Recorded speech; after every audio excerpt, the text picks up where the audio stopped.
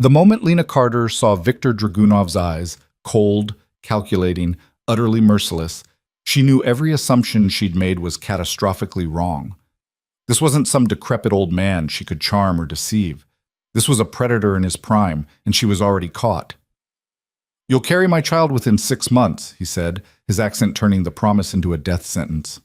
"Your father's debts die with your obedience." 20 years old, an ocean from home, surrounded by armed men, in a country where she didn't speak the language. Lena's ordinary life had just ended, and her nightmare was only beginning. If you're hooked, stay with me until the end of this story. Hit that like button and comment what city you're watching from, so I can see how far Lena's journey travels. The gallery opening had been perfect, almost offensively so.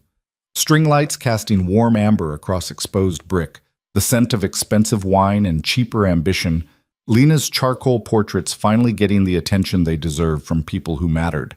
She'd worn the black dress her roommate insisted made her look dangerous in a good way, and for 3 precious hours, she'd felt like someone who belonged in rooms like this. She should have known better. Her phone buzzed 7 times before she checked it. All from Dad. That alone sent ice through her chest. Her father never called anymore, not since the divorce, not since he'd chosen poker tables and loan sharks over parenting. The 8th call came as she stood on the gallery steps, cold November air cutting through her coat. "Lena," his voice cracked. "Baby girl, I need you to listen very carefully." "Dad, I'm at an exhibition. My exhibition. Can this—" "They're coming for you." The words tumbled out fast, desperate. I fucked up so bad, and they said if I don't deliver you by midnight, they'll—" A sound she'd never heard from her father before. A sob. "I'm so sorry. I didn't know what else to do. The money was supposed to—" "What the hell are you talking about?" Lena's hand tightened around her phone. Around them, gallery patrons laughed, oblivious. "Who's coming?" "Russians. Ukrainians. I don't fucking know anymore." Her father's breathing came in sharp bursts. "Viktor Dragunov. That's the name they kept saying. He owns my debt now, and he doesn't want money, Lena. He wants—" The black sedan pulled up so smoothly she almost didn't notice. 2 men emerged, moving with the kind of precision that screamed military training. Dark suits, darker expressions, and eyes that found her instantly in the small crowd. "Dad?" Her voice dropped to a whisper. "Dad, there are men. Don't run." Her father's voice broke completely. "Please don't run. They said if you run, they'll make it worse. Just go with them. Maybe he just wants to scare me. Maybe, Miss Carter." The accent was thick, Eastern European, the consonants hard enough to cut. The taller man stood 3 feet away, hands visible, unthreatening, except everything about him threatened. "Please come with us. Mr. Dragunov is waiting." Lena's art professor stood nearby, wine glass frozen halfway to his lips. "Lena, do you know these men?" Did she run? Did she scream? 18 years of self-defense classes her mother had insisted on said fight, but the shorter man's jacket hung open just enough to reveal the shoulder holster, and his eyes promised he wouldn't hesitate. "It's fine." The lie tasted like copper. "Family thing." "Your phone, Miss Carter." The tall one extended his hand. "Please." She looked at the device still pressed to her ear, her father's ragged breathing the only sound she could focus on. "Dad!" "I'm sorry." He was crying openly now. "I'm so goddamn sorry." The phone disappeared into the man's pocket. Then his hand, gentle, almost courteous, guided her elbow toward the sedan. The back door opened. Interior leather, tinted windows, and a third man behind the wheel who didn't even glance back. "If you scream," the tall one said conversationally as he slid in beside her, "we will sedate you. The flight is long. Better you stay conscious, yes? Less frightening." "Flight?" Her voice came out smaller than she wanted. "Where—" "Mr. Dragunov will explain." He buckled her seatbelt like she was a child. "Sit still. Behave. This goes easier." The gallery lights receded through the rear window. Her professor stood on the steps, phone already out, probably calling. Who? Campus security? The police? And what would she even tell them? That she'd been politely kidnapped by men who hadn't technically threatened her, whose employer she'd never heard of because of debts she didn't know existed. The sedan merged into traffic. Boston's November darkness swallowed them whole. "I'm a student." Lena forced the words past the panic squeezing her throat. "I don't have money. Whatever my father owes is not about money." The tall one, she mentally labeled him Sergei because he looked like a Sergei, pulled out a tablet. "Your father, he borrow very much, $200,000 for gambling, for," he waved dismissively. "Does not matter, he cannot pay. Normal situation, we take his business, his house, his car. But your father?" A cold smile. "He has nothing worth taking, nothing except you." The tablet screen illuminated his face. A document, official-looking, dense with legal language she couldn't parse at this speed. But certain words jumped out. Marriage contract, air production, term, indefinite. "That's insane." Her laugh came out broken. "You can't just, people don't—" "In your country, no." Sergei swiped to another page. "In Mr. Dragunov's world. Different rules. Your father, he understand this when he borrow from Bratva. When you borrow from Brotherhood, you pay. Always. One way or another." The shorter man, built like a concrete block with dead eyes, spoke for the first time. "You paint, yes? We see your gallery. Very nice." His English was worse, slower. "Maybe Mr. Dragunov let you paint. He appreciate beauty." "Let me?" Lena's hands clenched in her lap. "You're talking about me like I'm a fucking pet." "Pet? No." Sergei shook his head. "Wife. Important distinction. Pet has no rights." "Wife of Viktor Dragunov?" He made an expansive gesture. "You will have everything. Clothes, jewels, security, best doctors, best food. You make him son you want for nothing rest of your life. And if I refuse?" She already knew the answer, but she needed to hear it. "Cannot refuse." Sergei's tone remained pleasant, conversational. "This is not negotiation. Your father already signed papers. You are 20 years old, adult, but debt is transferred. You come willingly or you come sedated. You marry willingly or you marry drugged. You conceive willingly." He let that hang in the air like poison. "Better you understand now. Easier for everyone." The airport was private, corporate. No TSA, no crowds, just a sleek jet waiting on the tarmac with its stairs already deployed. Lena's legs felt disconnected from her body as Sergei guided her across the asphalt, the November wind cutting through her gallery dress like it was made of tissue paper. "I need to call someone." Her voice cracked. "My roommate will think you left exhibition early. We already sent text from your phone." Sergei showed her the screen. "Got sick, heading home." "Don't wait up," complete with the stupid flower emoji she always used. "Your professor also received message. You have family emergency, leave school for semester. Very sad, but necessary." They'd thought of everything, every escape route closed before she'd even known she needed one. The jet's interior was obscene. Cream leather, polished wood, a bar that probably cost more than her entire year's tuition. A woman in a crisp uniform stood waiting, her smile professional and empty. "Miss Carter will need something for nerves," Sergei told her in Russian. Lena's 2 semesters of language study were enough to catch that much. But nothing too strong. "Mr. Dragunov wants her alert on arrival." "I don't want—" Lena started, but the flight attendant was already preparing something, her movements practiced. "Is just Valium." Sergei pressed the pill into her palm, followed by water in a crystal glass. 10-hour flight. You want to arrive screaming, shaking, or calm, ready to meet your husband with dignity. Husband. The word felt like a noose. She took the pill. Not because she wanted to, but because the alternative, 10 hours of full panic, trapped at 30,000 feet with men who'd abducted her, seemed worse. The flight attendant's smile never wavered as Lena swallowed. "Good girl," Sergei said, and the condescension in those 2 words made her want to vomit. The jet lifted off smoothly.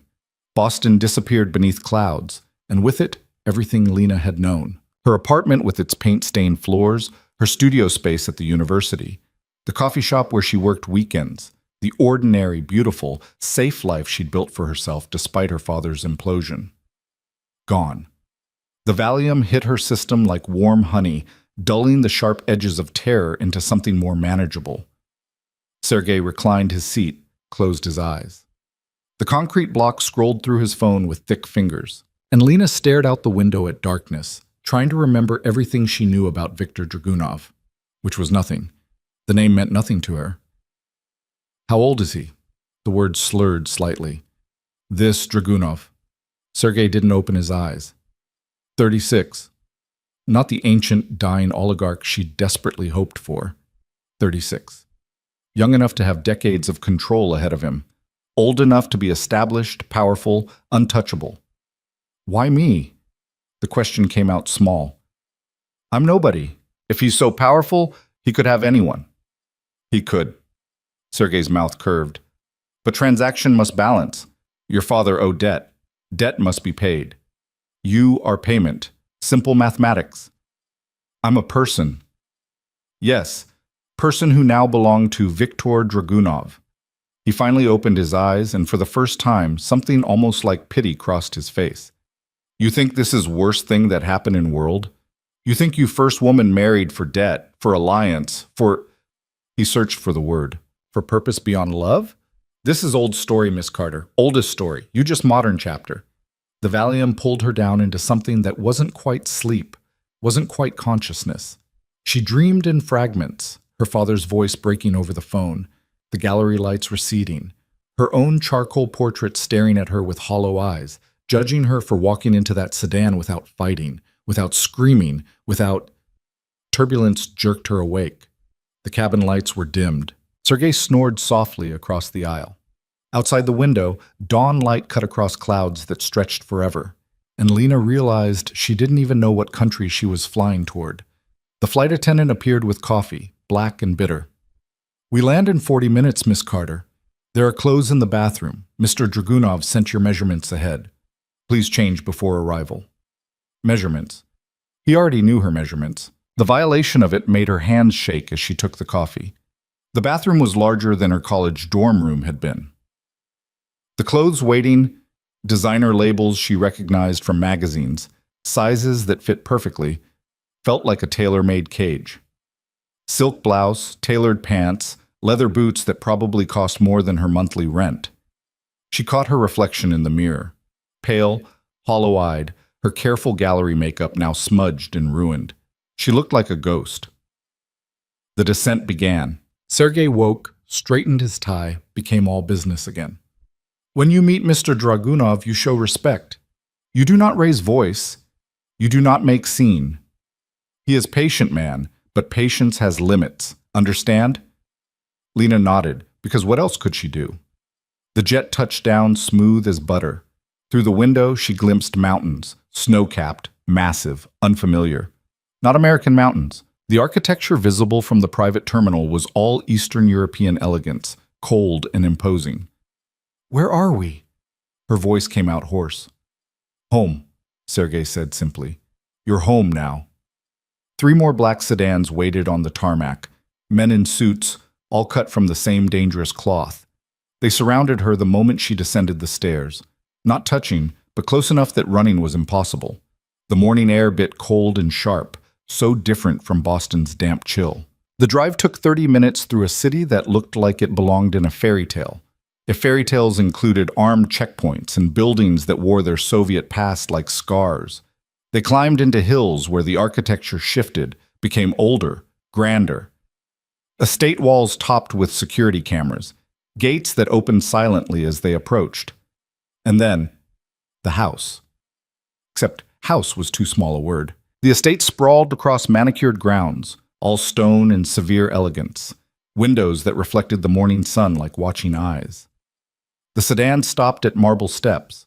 Sergei exited first, then offered his hand.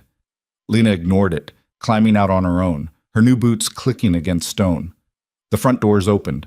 A woman emerged first, 50s, steel-gray hair pulled back severely, wearing an expression that suggested she'd seen everything and been impressed by none of it. She looked Lena over with the clinical assessment of someone appraising livestock. Adequate, she said in English. She'll need work, but adequate. Irina runs household, Sergei said. You do what she says, when she says? No exceptions. Irina's mouth twitched. Inside, Mr. Dragunov is waiting in his study. The interior was all dark wood and darker paintings, the kind of wealth that didn't need to announce itself because it had existed for generations. Their footsteps echoed. Somewhere, classical music played, something Russian, melancholic, beautiful in a way that made Lena's chest ache. They stopped before double doors. Irina knocked twice, then opened them without waiting for response. The study was enormous.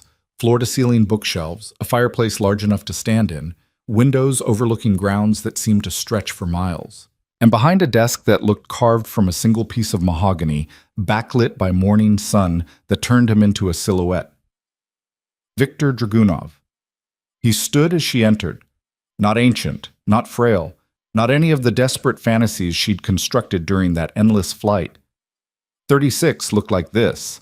Over 6 feet of lean muscle and perfect tailoring, dark hair cut military short, a face that would have been handsome if it wasn't so utterly cold, sharp cheekbones, a mouth that looked like it had forgotten how to smile, and eyes, those eyes.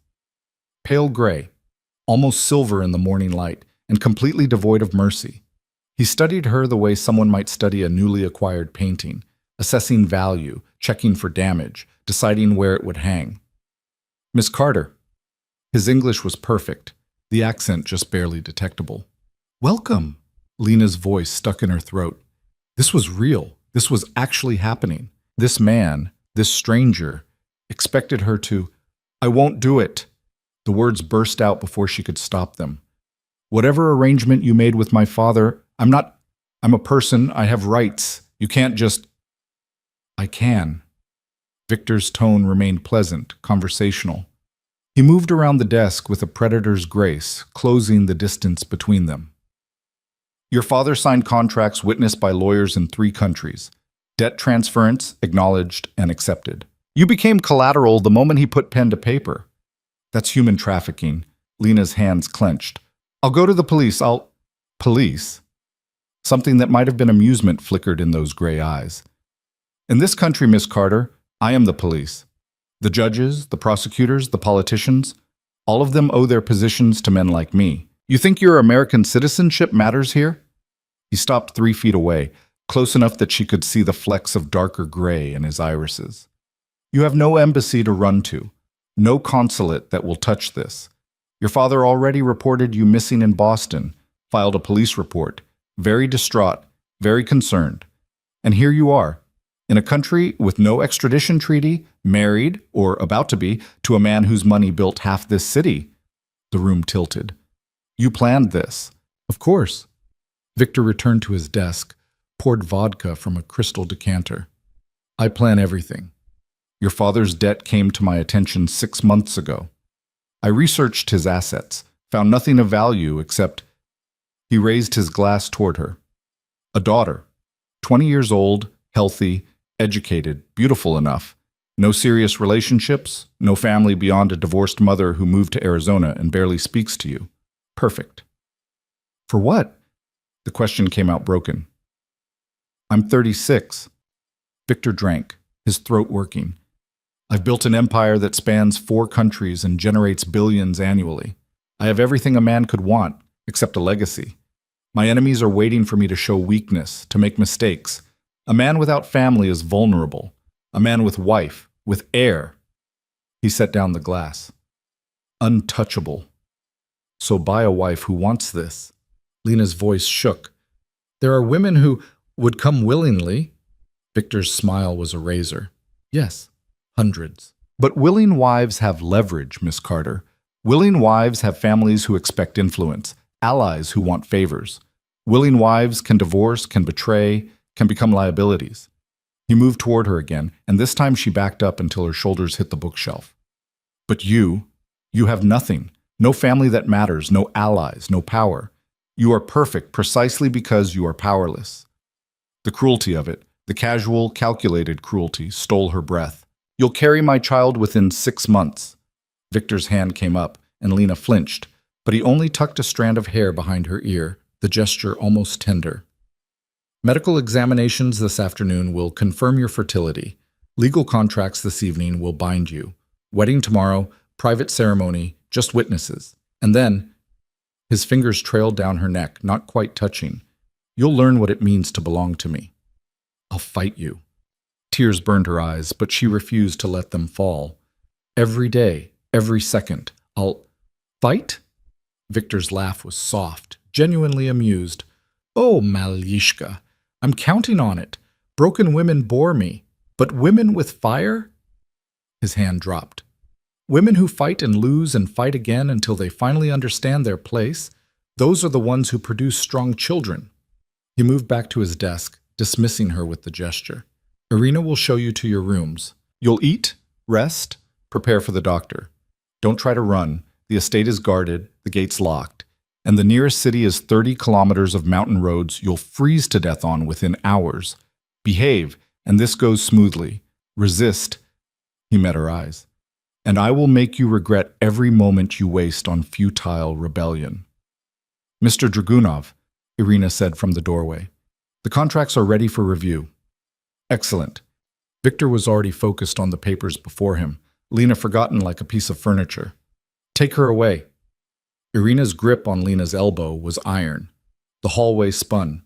Lena's legs barely held her as they climbed a staircase that seemed to spiral forever. First rule, Irina said, her accent thicker than Victor's. Never embarrass him publicly. Private resistance, he expect. Enjoy, even. But public defiance? She stopped before a door, unlocked it with an old-fashioned key. That brings punishment you do not want. The room beyond was a prison dressed as luxury. King bed draped in silk, windows overlooking the grounds. Locked windows, Lena realized. A door leading to a bathroom larger than her entire Boston apartment. Closets already filled with clothes in her size. Shoes lined up like soldiers. Lunch in 1 hour, doctor at 3. You will cooperate, or you will be sedated and examined anyway. Irina's expression softened almost imperceptibly. Make this easier on yourself, child. Men like Victor Dragunov do not lose. Ever. Only question is how much you suffer before accepting what you cannot change. The door closed. The lock turned. Lena stood in the center of all that expensive emptiness and finally let herself break. Sobs tore through her chest, violent and raw. She grabbed a crystal vase from the nightstand and hurled it at the wall, watched it shatter into 1,000 pieces that glittered like ice on the hardwood floor. No one came. No one cared. She was alone. She was trapped.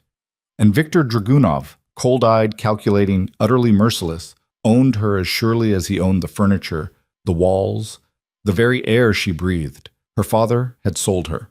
Not for love, not even for survival. For gambling debts, for his own weakness, for... The realization hit her like a physical blow. This was her life now, this beautiful, terrible cage. And the man who'd built it didn't need her love, didn't want her happiness. He wanted an heir and obedience, and he had all the time and power in the world to break her into exactly the shape he required. Lena slid down the wall, wrapped her arms around her knees, and stared at the locked door. 20 years old, and her life was already over. The doctor arrived precisely at 3, escorted by Irina and 2 guards who positioned themselves outside the door like sentries. Dr. Volkov was a woman in her 60s with surgical gloves already on, and an expression that suggested she'd performed this exact examination on countless unwilling girls before Lena.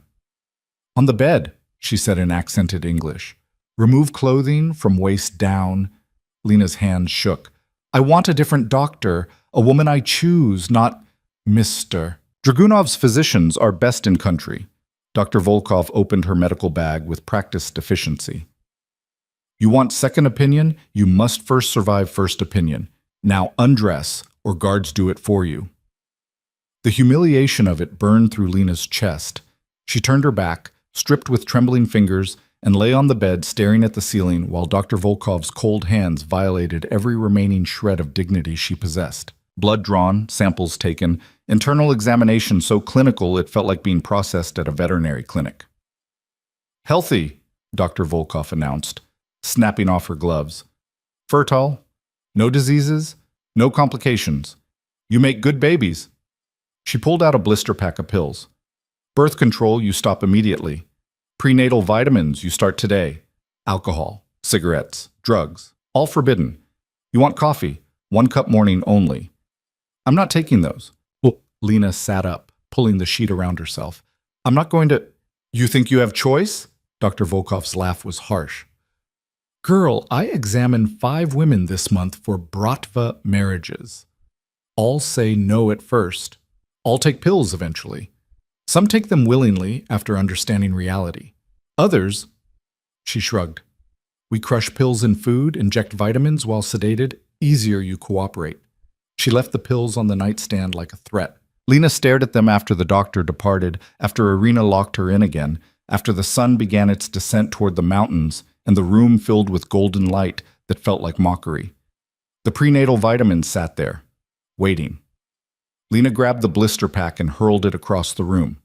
Dinner arrived on a silver tray, roasted chicken, vegetables, bread still warm from the oven, and a small paper cup containing crushed vitamins mixed into what looked like applesauce. They weren't even pretending anymore. Lena ate everything except the applesauce, her stomach grateful despite her mind screaming that accepting their food meant accepting this reality. She was exploring the bathroom, marble everywhere, a tub large enough to swim in, toiletries and brands she recognized from magazine advertisements, when she heard the lock turn. Victor stood in the doorway, still in his suit but with his tie loosened, holding a leather folder. The contracts, he said, crossing to the desk by the window. Come sign. No, not a request. He opened the folder, revealing pages dense with legal text in 2 languages. These formalize our arrangement, marriage terms, financial provisions, custody agreements for future children. Your signature makes this legal in ways that protect us both. Lena stayed by the bathroom door. Protect us? You kidnapped me. I collected debt. Victor pulled out a pen. Expensive, heavy, the kind that signed important things. Your father's signature is already here. Yours goes beside it.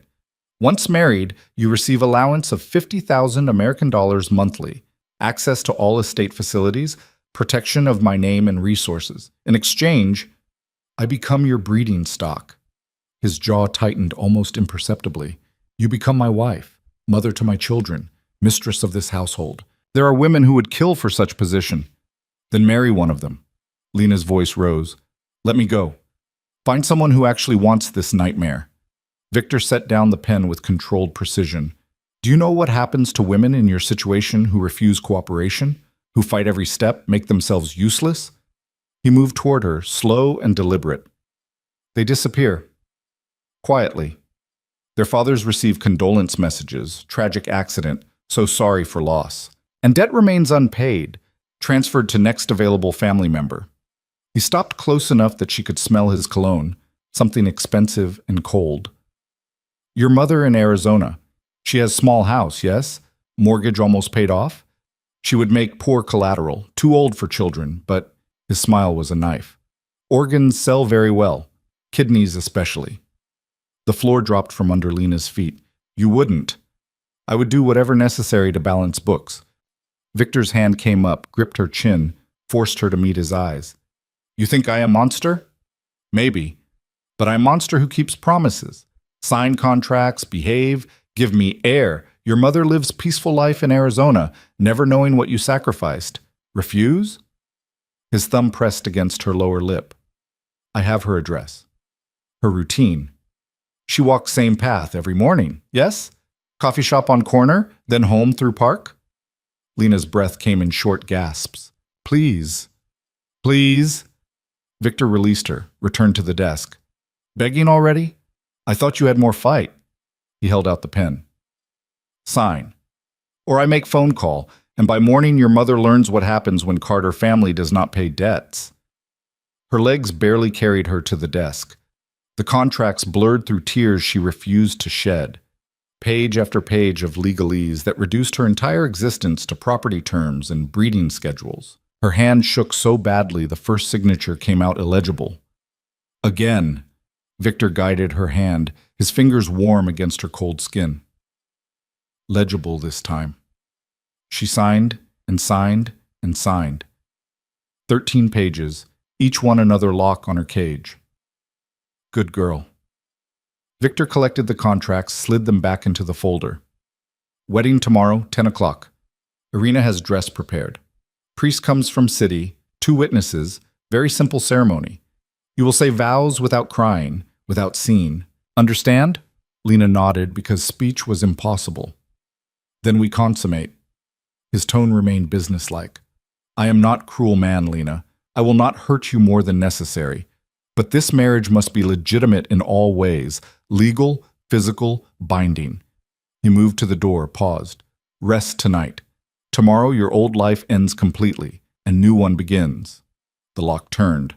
Lena collapsed into the chair he'd vacated, staring at the desk where she'd signed away everything. Her hands still trembled. Her mother's face swam before her eyes, oblivious in Arizona, walking to her coffee shop, completely unaware that her daughter's signature had just purchased her safety. The applesauce cup sat on the dinner tray. Crushed vitamins mixed in, preparing her body for pregnancy she didn't want, couldn't escape. Lena picked it up, stared at it, then swallowed every bite, the sweetness coating her throat like poison going down. She didn't sleep. The bed was too soft, the room too quiet except for wind against the windows and occasional footsteps in the hallway beyond her locked door. Guards, probably, making sure the merchandise didn't damage itself before the transaction was complete. Dawn came gray and cold. Irina arrived with breakfast and the dress, white lace, traditional cut, beautiful in a way that made Lena want to vomit. It fit perfectly, of course. They'd measured her for this weeks ago, probably. Planned every detail while she'd been living her ordinary life in Boston, painting in her studio, drinking bad coffee, completely unaware that men in expensive suits were measuring her for a wedding dress she'd never choose. Hair up or down? Irina held pins between her teeth, already working Lena's dark hair into something elegant. Does it matter? Mr. Dragunov prefers down. Says women look younger, softer. Irina's hands moved efficiently. You want to please husband on wedding day, yes? He's not my husband. In 2 hours he is. Irina met her eyes in the mirror. You can make this hard, or you can survive. Your choice, but choose smart. The makeup came next, enough to hide the shadows under Lena's eyes, the pallor of sleepless terror, the trembling she couldn't quite control. Irina worked in silence, transforming her into something that looked almost bridal, almost willing. At 9:30, Victor's head of security, a man called Dmitri with scarred knuckles and dead eyes, came to escort her downstairs. The chapel was private, on the estate grounds, all stone and stained glass that caught the morning light. A priest waited at the altar, old and uncomfortable, his hands fidgeting with his vestments. 2 men in suits stood as witnesses, faces she didn't recognize, expressions carefully neutral. And Victor, waiting at the altar in a black suit that probably cost more than her entire education, looking like every girl's dream groom if you ignored the ice in his eyes and the guards positioned at every exit.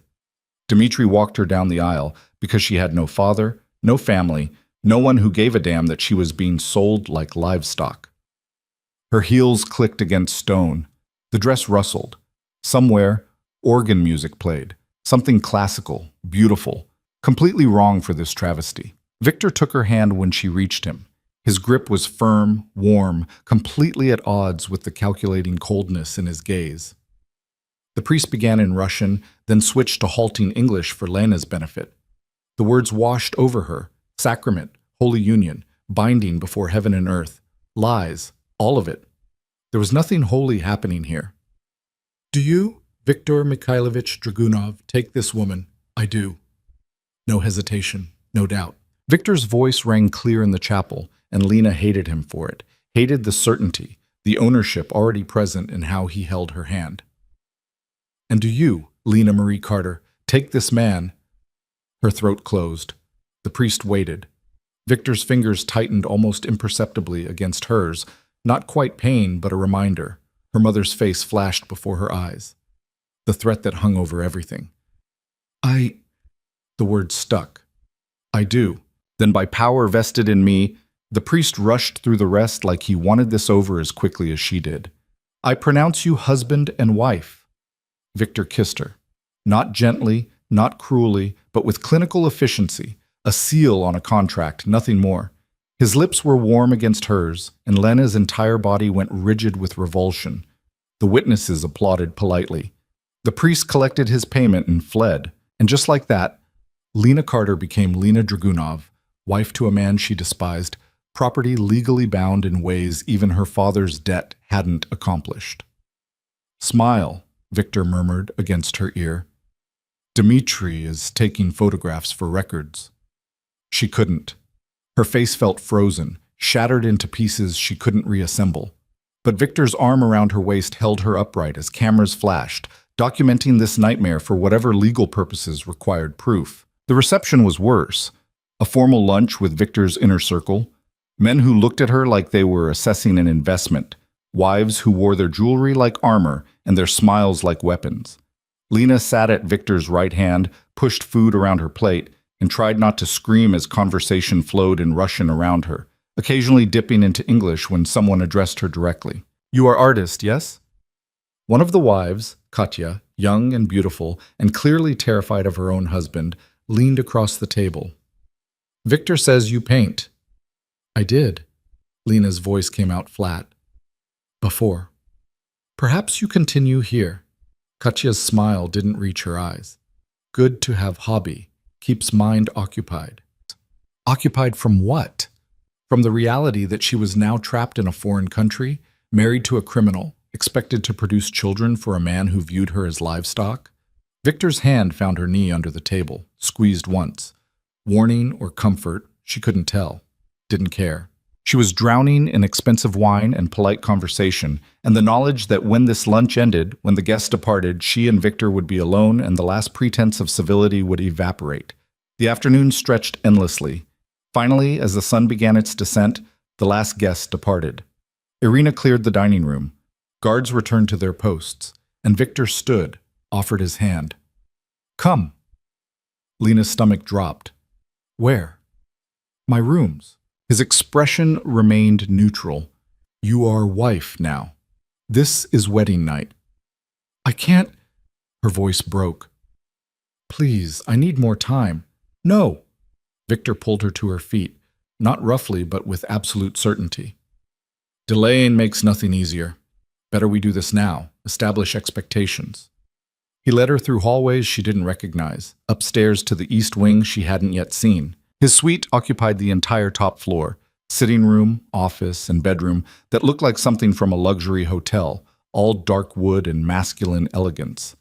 Lena stood just inside the doorway, her wedding dress suddenly feeling like a shroud. Victor poured vodka, drank it in one swallow, then turned to face her. "I am not monster you think I am," he said quietly. "I do not enjoy forcing women, but this marriage must be consummated, for legal reasons, for—" He stopped. "You understand necessity, yes?" "I understand you're going to rape me." The words came out hard, clear. "Call it whatever you want, but that's what this is." Something flickered in his eyes, anger maybe, or recognition of truth he didn't want to acknowledge.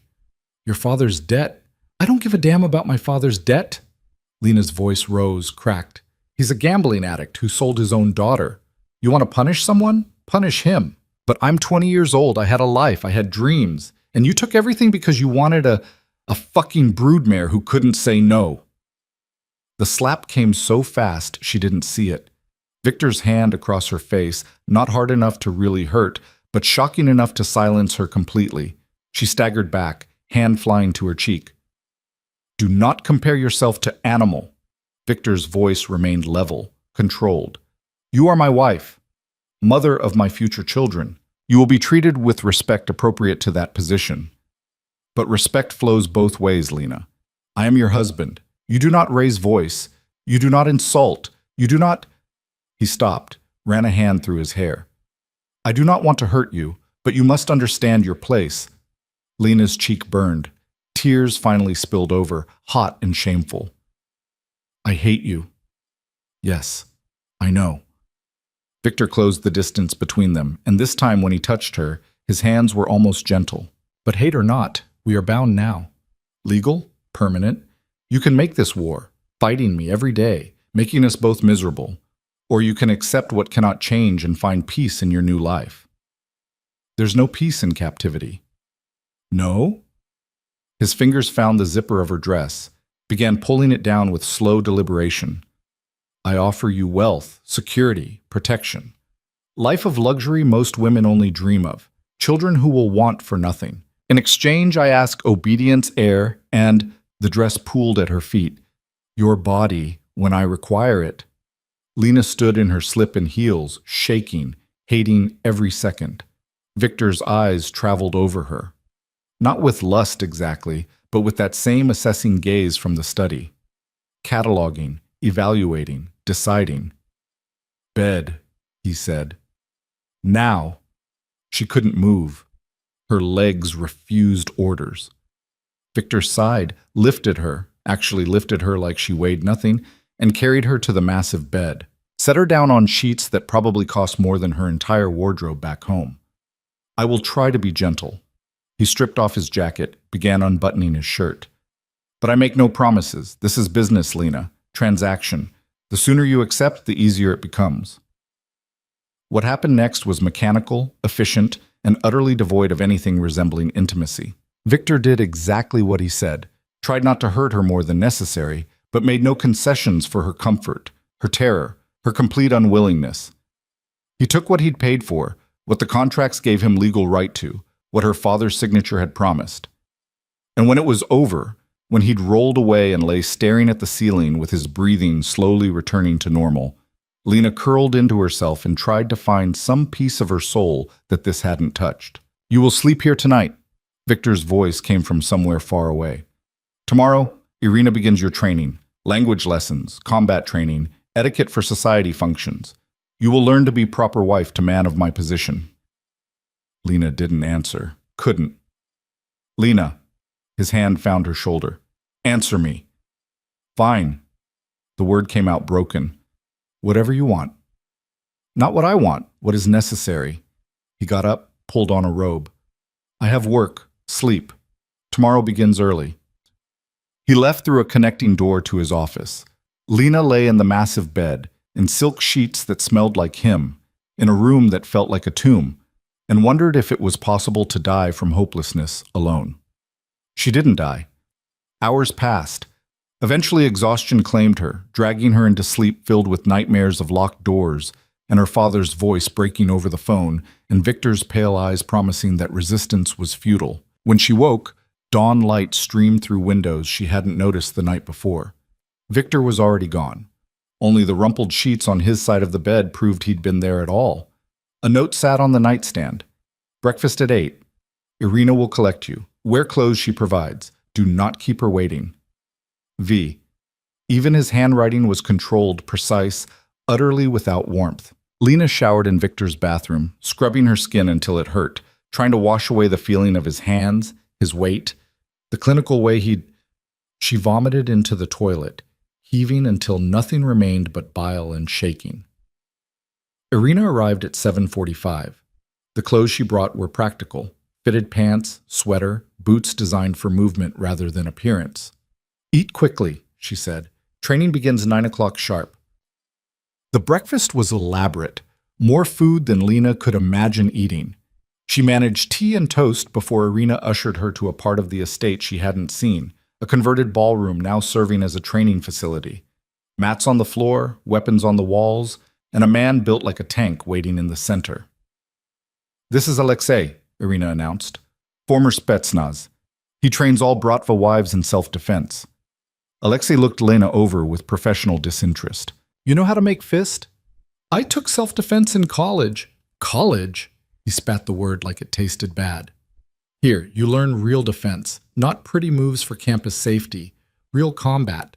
Someone grab you, you break fingers, someone attack, you go for eyes, throat, groin. No rules, no mercy. Understand? Lena nodded. Good. We start now. The next 3 hours were brutal. Alexei didn't care that she was exhausted, traumatized, barely holding herself together.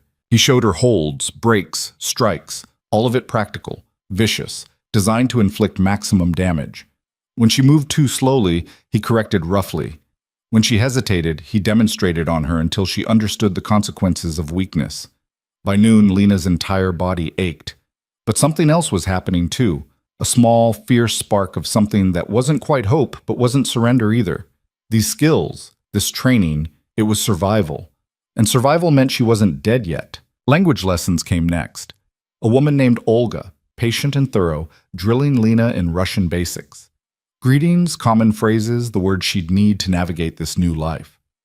3 hours of repetition until Lena's head pounded. Then etiquette. Irina herself handled this, demonstrating proper behavior for social functions Lena would be expected to attend as Victor's wife. How to stand, how to speak, what topics were acceptable and which would embarrass her husband. You represent him now, Irina said firmly.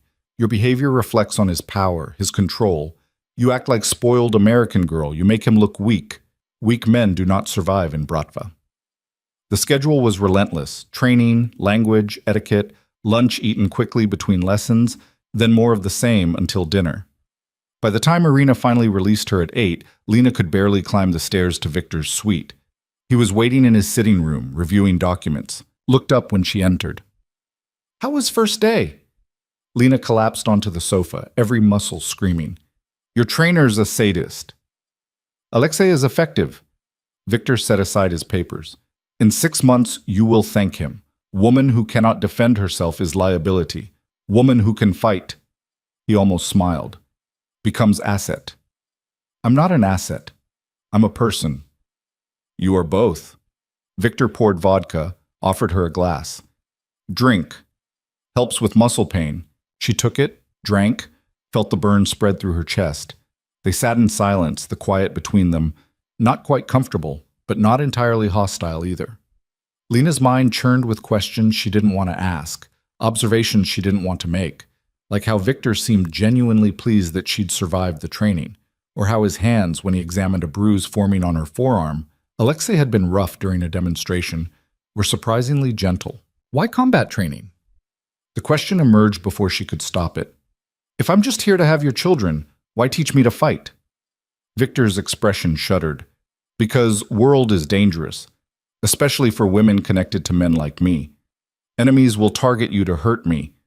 Better you know how to survive until help arrives. You mean until your guards arrive? Yes. No apology in his tone. This is reality, Lena. You are target now. Training keeps you alive. She wanted to hate the logic. Couldn't quite manage it. Dinner arrived on trays, food she was beginning to recognize as standard for Victor's household. Rich, abundant, probably designed by nutritionists to optimize her fertility. The vitamins came with dessert, no longer hidden. Lena took them without comment, too exhausted to fight. Victor watched her. You did not cry today. What? During training, Olga said you were frustrated, angry, but you did not cry. Good. Tears are manipulation tool or sign of breaking. You are neither. Lena met his eyes. You want me to break? No. He leaned back, studying her. I want you to bend, to accept. Breaking is useless. Broken women cannot raise strong children, but accepting reality, learning to thrive within limits? He nodded slowly. That is what I need. The honesty of it was somehow worse than cruelty. He didn't want to destroy her. He wanted to reshape her into something useful, something that fit the role he'd designed. What if I can't? Lena asked quietly. What if I fight you until one of us dies? Victor considered this.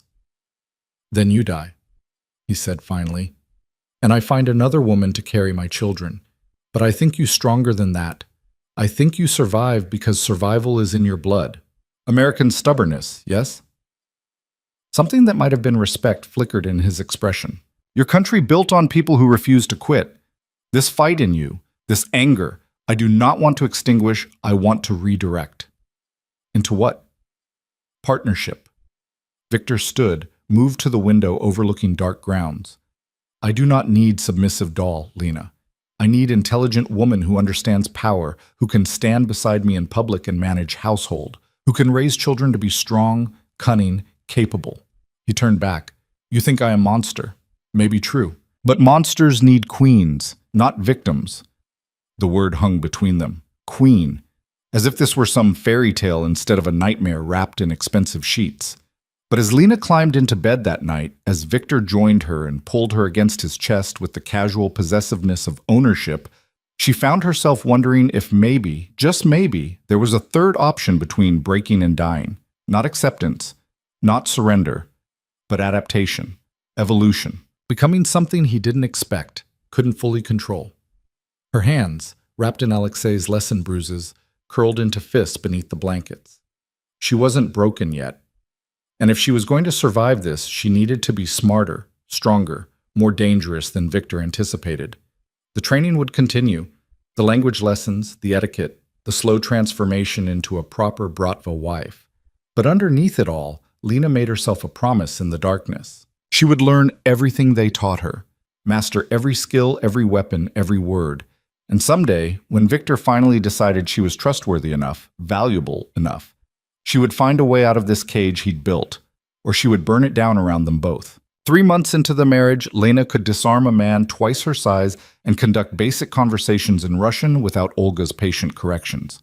The transformation should have felt like progress. Instead, it felt like watching herself disappear piece by piece, replaced by someone Victor could actually use. The morning sickness started on a Tuesday. Lena barely made it to the bathroom before vomiting up her breakfast, her hands shaking against the cold marble as her stomach turned inside out. When she emerged, pale and trembling, Irina was waiting with a knowing expression and a pregnancy test. "No," Lena said. "It's too soon. It's only been 3 months," Irina held out the test. "Long enough. Mr. Dragunov will want confirmation." The test came back positive. Then another. Then doctor. Volkov arrived with her cold hands and colder bedside manner, performing an ultrasound that confirmed what Lena already knew in her bones. 6 weeks pregnant. Due in early spring. Victor's reaction was controlled satisfaction, a slight curve of his mouth, a possessive hand on her still flat stomach, and immediate orders to increase her security detail. No more training with Alexei until after the birth. Modified schedule, restricted access to certain parts of the estate, vitamin regimens that made Dr. Volkov's previous prescriptions look casual. "You are carrying Dragunov air now," Victor said that night, his hand still resting on her abdomen as they lay in bed. "Nothing matters more than protecting this child. Not our child, not even my child. This child." Like the baby was already separate from her, already his property before it even had a heartbeat she could hear. But the nausea made fighting impossible. Lena spent the next 2 weeks barely able to keep food down, exhausted by 10 in the morning, her body staging its own rebellion against the new reality taking root inside her. Victor hired a nurse, another stern woman named Natasha, who monitored Lena's vital signs like she was a particularly expensive piece of machinery that needed maintenance. The only reprieve came from an unexpected source. Victor's younger sister Katerina arrived from Moscow, a whirlwind of expensive perfume and genuine warmth that felt alien in the cold estate. She was 28, unmarried by choice, according to Irina's whispered gossip, and the only person who seemed to view Lena as something other than a walking incubator. "You look terrible," Katerina announced in perfect English, sweeping into Lena's sitting room without knocking. "Victor said you were ill, but I did not expect corpse." Lena managed a weak laugh from her position on the sofa. "Nice to meet you too?" "Katya. Only Victor calls me Katerina when he is angry." She settled into the chair across from Lena, crossing long legs. "So, brother finally produces heir. Whole family very excited. Very surprised he chose American girl, but..." She shrugged. "Victor always does unexpected things." "He didn't choose me. He bought me." Katya's expression shifted, something like sympathy flickering across her elegant features. "Yes, I know. He told me about your father's debt." She leaned forward. "I tell him this is barbaric, old-world thinking, but Victor..." Another shrug. "He believes in traditional solutions to modern problems. Debt must be paid. Family must continue. Love is, how you say, luxury he cannot afford." "Love?" Lena's laugh was bitter. "He doesn't even like me. I'm just..." "Incubator?" "Yes, I hear this word from Irina." Katya pulled out a cigarette, then remembered herself and put it away. "But you are wrong about Victor. He does not do things halfway. If he bothers to keep you healthy, comfortable, if he gives you training and education instead of locking you in room like pet..." She met Lena's eyes. "This means something. Maybe not love, but respect at least. Recognition of worth. Worth as a mother to his children." Worth is worth. Katya stood, moved to the window. I tell you secret about my brother. When he was 20, he had wife. Real wife, love match. Svetlana. Beautiful, kind, perfect for him. Her voice went flat. She died. Car bomb meant for Victor. He found her body himself. The information landed like a physical blow. Lena sat up straighter, nausea temporarily forgotten. He never mentions.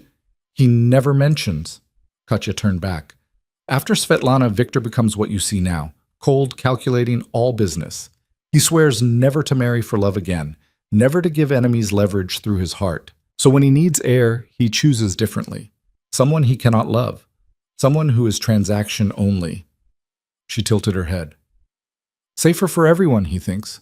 No emotions to weaponize. That's insane. That is survival in our world.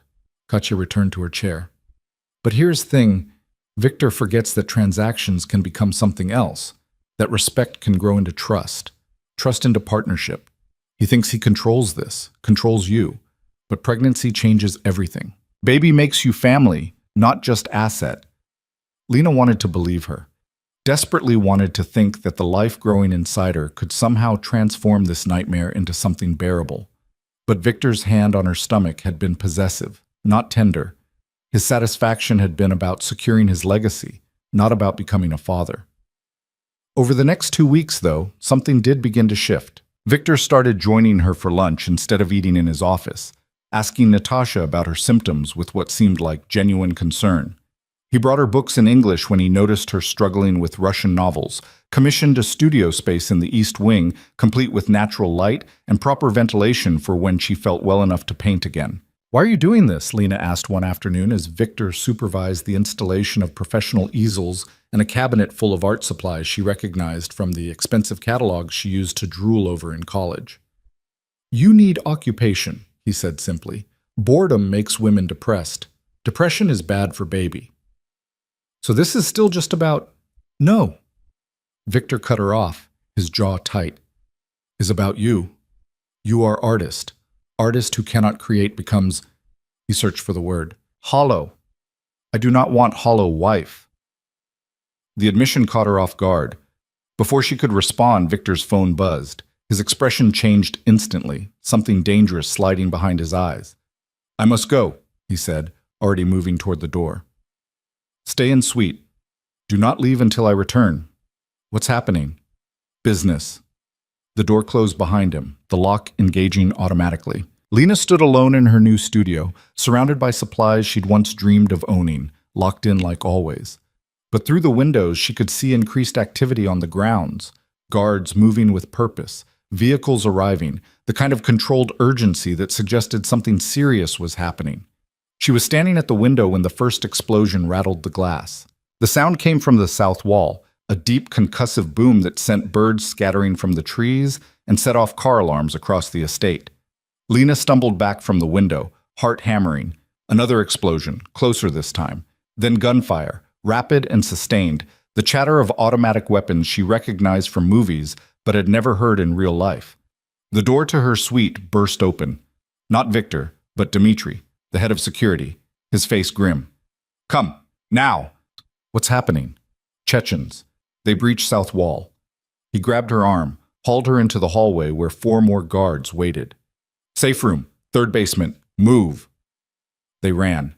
Lena's pregnancy-weakened legs struggled to keep pace as Dmitri and his men rushed her through corridors she'd never seen, down stairs that descended into the estate's foundation. More gunfire above them now, closer, shouting in Russian and another language she didn't recognize. The metallic scent of smoke filtering through the ventilation. The safe room was exactly what it sounded like. Reinforced steel door, concrete walls, supplies for extended siege. Dmitri shoved Lena inside, positioned 2 guards at the entrance. You stay here. Do not open door for anyone except Mr. Dragunov or myself. Understand? Where's Victor? Fighting. Dmitri's expression was stone. This is professional hit, coordinated attack. They want him dead. His eyes dropped to her stomach. Maybe want you dead too. Eliminate air before it is born. The door slammed shut. The lock engaged with a sound like a tomb ceiling. Lena was alone in the concrete box with emergency lights, bottled water, and the muffled sounds of violence happening somewhere above her head. She sank onto the bench against the wall, wrapped her arms around her stomach, and tried not to think about what was happening up there. Tried not to think about Victor, cold, controlled Victor, who'd bought her like property, fighting for his life. Tried not to think about dying down here in this hole, her and the baby she hadn't wanted but now desperately needed to protect. Time became meaningless. The gunfire continued, sometimes loud, sometimes distant. Once, an explosion close enough to make dust rain from the ceiling. Lena's hands never left her stomach, as if she could shield the tiny cluster of cells inside her through sheer will. When the door finally opened, she'd lost track of how long she'd been down there. Hours, certainly. Maybe longer. Victor stood in the entrance, and for a second Lena didn't recognize him. Blood splattered his shirt and face, too much to all be his, though she could see a gash across his forearm still bleeding freely. His eyes were wild, feral, nothing like the controlled man she'd grown accustomed to. This was Victor stripped down to something raw and dangerous, still riding the adrenaline of violence. "You are hurt?" His hands were on her before she could answer, checking for injuries with a thoroughness that bordered on frantic. "They did not reach you?" "No, I'm fine. Dmitri got me down here before—" Lena grabbed his bleeding arm. "You need a doctor." "Later." But he swayed slightly, and Lena realized he was running on fumes, the crash coming hard after the fight. "They are all dead. 15 Chechens sent by Malik Bashir. Message," he said, "that I am not untouchable." Victor's laugh was harsh, empty. "So I send message back. His brother's head in box, delivered to his compound by morning." The casual brutality of it should have horrified her. Instead, Lena felt a strange, fierce satisfaction. These men had tried to kill her baby, had tried to murder her before she'd even had a chance to what? To escape? To decide if she wanted this child? But in that safe room, with gunfire overhead and nothing but her own heartbeat and the fragile pulse of new life inside her, Lena had discovered something terrifying. She did want this baby. Not because Victor demanded it, not because contracts required it, because it was hers. "Come." Victor's arm around her waist was the only thing keeping him upright. "We go to medical suite. Dr. Volkov checks you, checks baby. Then we deal with aftermath." The estate was a war zone. Bodies being removed, blood being scrubbed from marble, bullet holes in walls that had stood for 200 years. Victor's men moved with grim efficiency, cleaning up evidence, securing the perimeter. Katya stood in the main hall directing staff, her elegant dress splattered with what looked like blood. Whether hers or someone else's, Lena couldn't tell. "She fought?" Lena asked as Victor guided her past. Katya was Spetsnaz before she decided being fashion designer was more fun. Victor's mouth twitched. "She kills 3 men with kitchen knife while protecting staff. Very proud of her." Dr. Volkov was already waiting in the medical suite, her supplies laid out with typical efficiency. She examined Lena thoroughly while Victor sat in the corner being stitched up by another doctor, his eyes never leaving Lena's face. "Baby is fine, doctor," Volkov announced finally. "Heartbeat strong, no signs of distress. Mother's blood pressure elevated but expected given circumstances. Both will recover." The relief that crossed Victor's face was so naked, so genuine, that Lena felt something crack in her chest. This wasn't the calculating crime lord who'd bought her. This was a man who'd just fought through 15 attackers and was only now allowing himself to feel fear. Not for himself, but for her and the child she carried. "Thank you," he said quietly to Dr. Volkov. Then to Lena, "You need rest. So do you."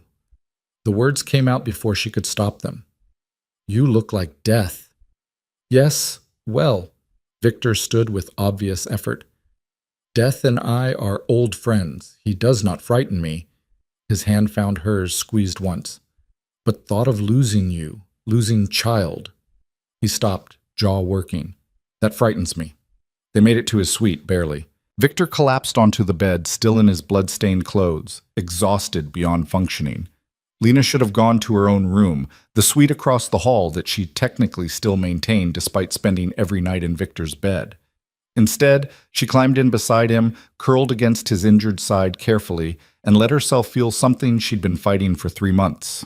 Not love, not forgiveness for what he'd done, how he'd stolen her life, but partnership, maybe. Recognition that they were bound together now in ways that went beyond contracts and coercion, that this baby growing inside her had just become the most important thing to both of them, for different reasons maybe, but with equal ferocity.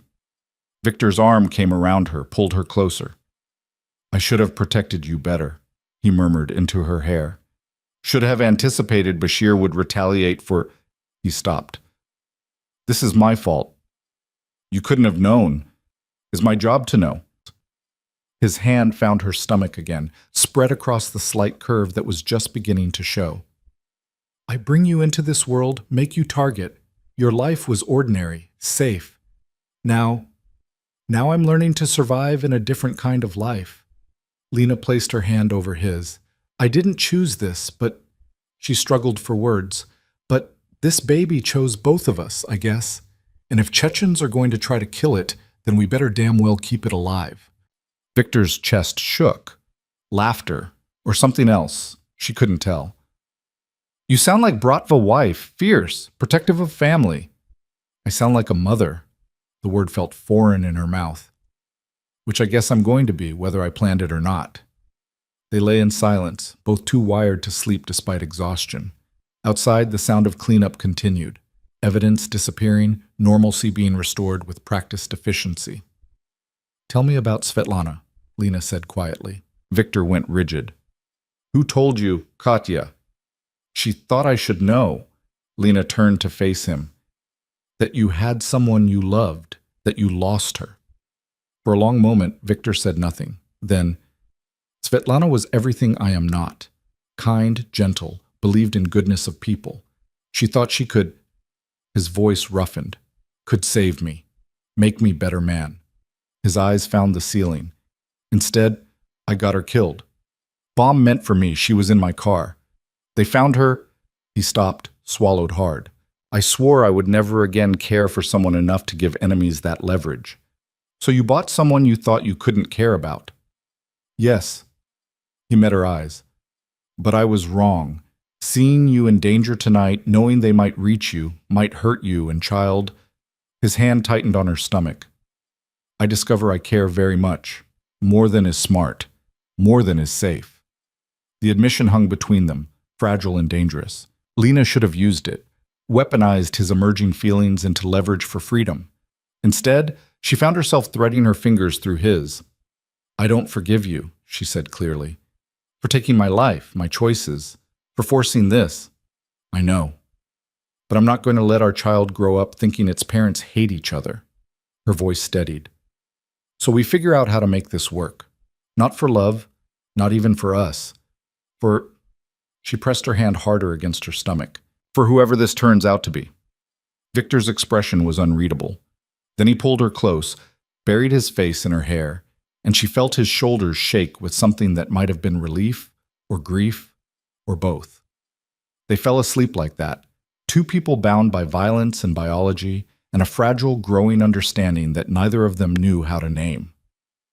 The days that followed were different. Victor increased security until the estate felt like a military compound, but he also gave Lena more freedom within its walls.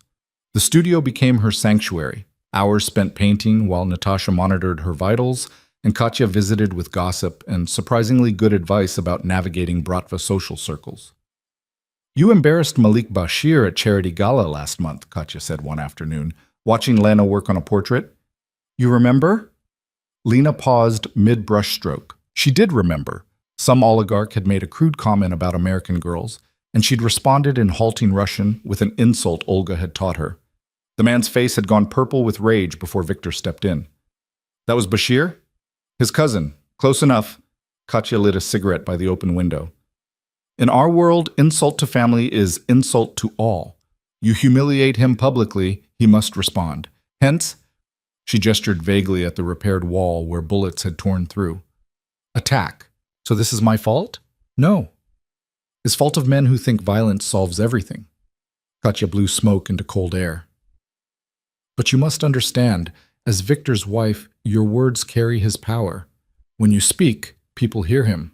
When you insult with weight of Dragunov name behind you. The responsibility of it was crushing. Every word measured, every action calculated. But something else too. Power, real power, in a world where she'd had none. Katya? Lena set down her brush. If you could leave, would you? Leave Bratva? Katya considered this. Where would I go? This is only world I know. Besides, she smiled, sad and knowing. Once you are in until death. Family does not release. Ever. Lena already knew this, but hearing it confirmed made the walls of her beautiful cage feel more solid. That evening, Victor hosted a dinner for his inner circle, a show of strength after the attack. Lena wore the dress Irina selected, diamonds that probably cost more than her parents' house, and stood at Victor's side greeting men who'd killed people and women who looked at her with either pity or envy. Your wife is very beautiful, one of the men said to Victor in Russian, and brave, I hear, did not panic during attack. Victor's hand found the small of Lena's back. She is strong, will raise strong children. Lena understood enough Russian now to catch the approval in the man's tone, the respect. She was being evaluated, appraised, accepted, or rejected based on her performance in a role she never auditioned for. The evening stretched endlessly. By the time the last guest departed, Lena's feet ached and exhaustion pulled at her bones. Victor dismissed the staff, poured himself vodka, and stood at the window overlooking grounds that had been a battlefield just days ago. You did well tonight, he said without turning. Dmitri said 3 of the wives commented that you are proper Bratva lady. This is high praise. I'm so honored. The sarcasm slipped out before Lena could stop it. Victor turned, one eyebrow raised. You mock, but this matters. Acceptance from other families means safety. For you, for child. I know. Lena kicked off her heels. Doesn't mean I have to like it. No. He crossed to her, began unpinning her elaborate hairstyle with surprising gentleness. But you do it anyway. This is... He searched for the word. Maturity. Growth. This is survival. Lena closed her eyes as his fingers worked through her hair. I'm doing what I have to do to keep us alive. Yes. Same as me. Victor's hand stilled. You think I enjoy being monster? That I want to send heads in boxes, order deaths, live always watching for enemies? His hands fell away. This is survival for me too. If I show weakness, if I fail to respond to threats, we all die. You, me, child, Katya, everyone in household. Lena turned to face him. Then why do it? Why not leave? Victor laughed without humor. And go where? Do what? This is all I know, Lena. This is all I am. His hand came up, cupped her face. But you are different. You did not choose this.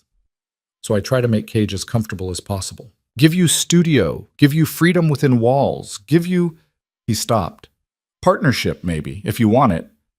The offer hung between them. Not love, not freedom, but something else. A choice, limited and complicated, but a choice nonetheless. What does partnership look like? Lena asked carefully.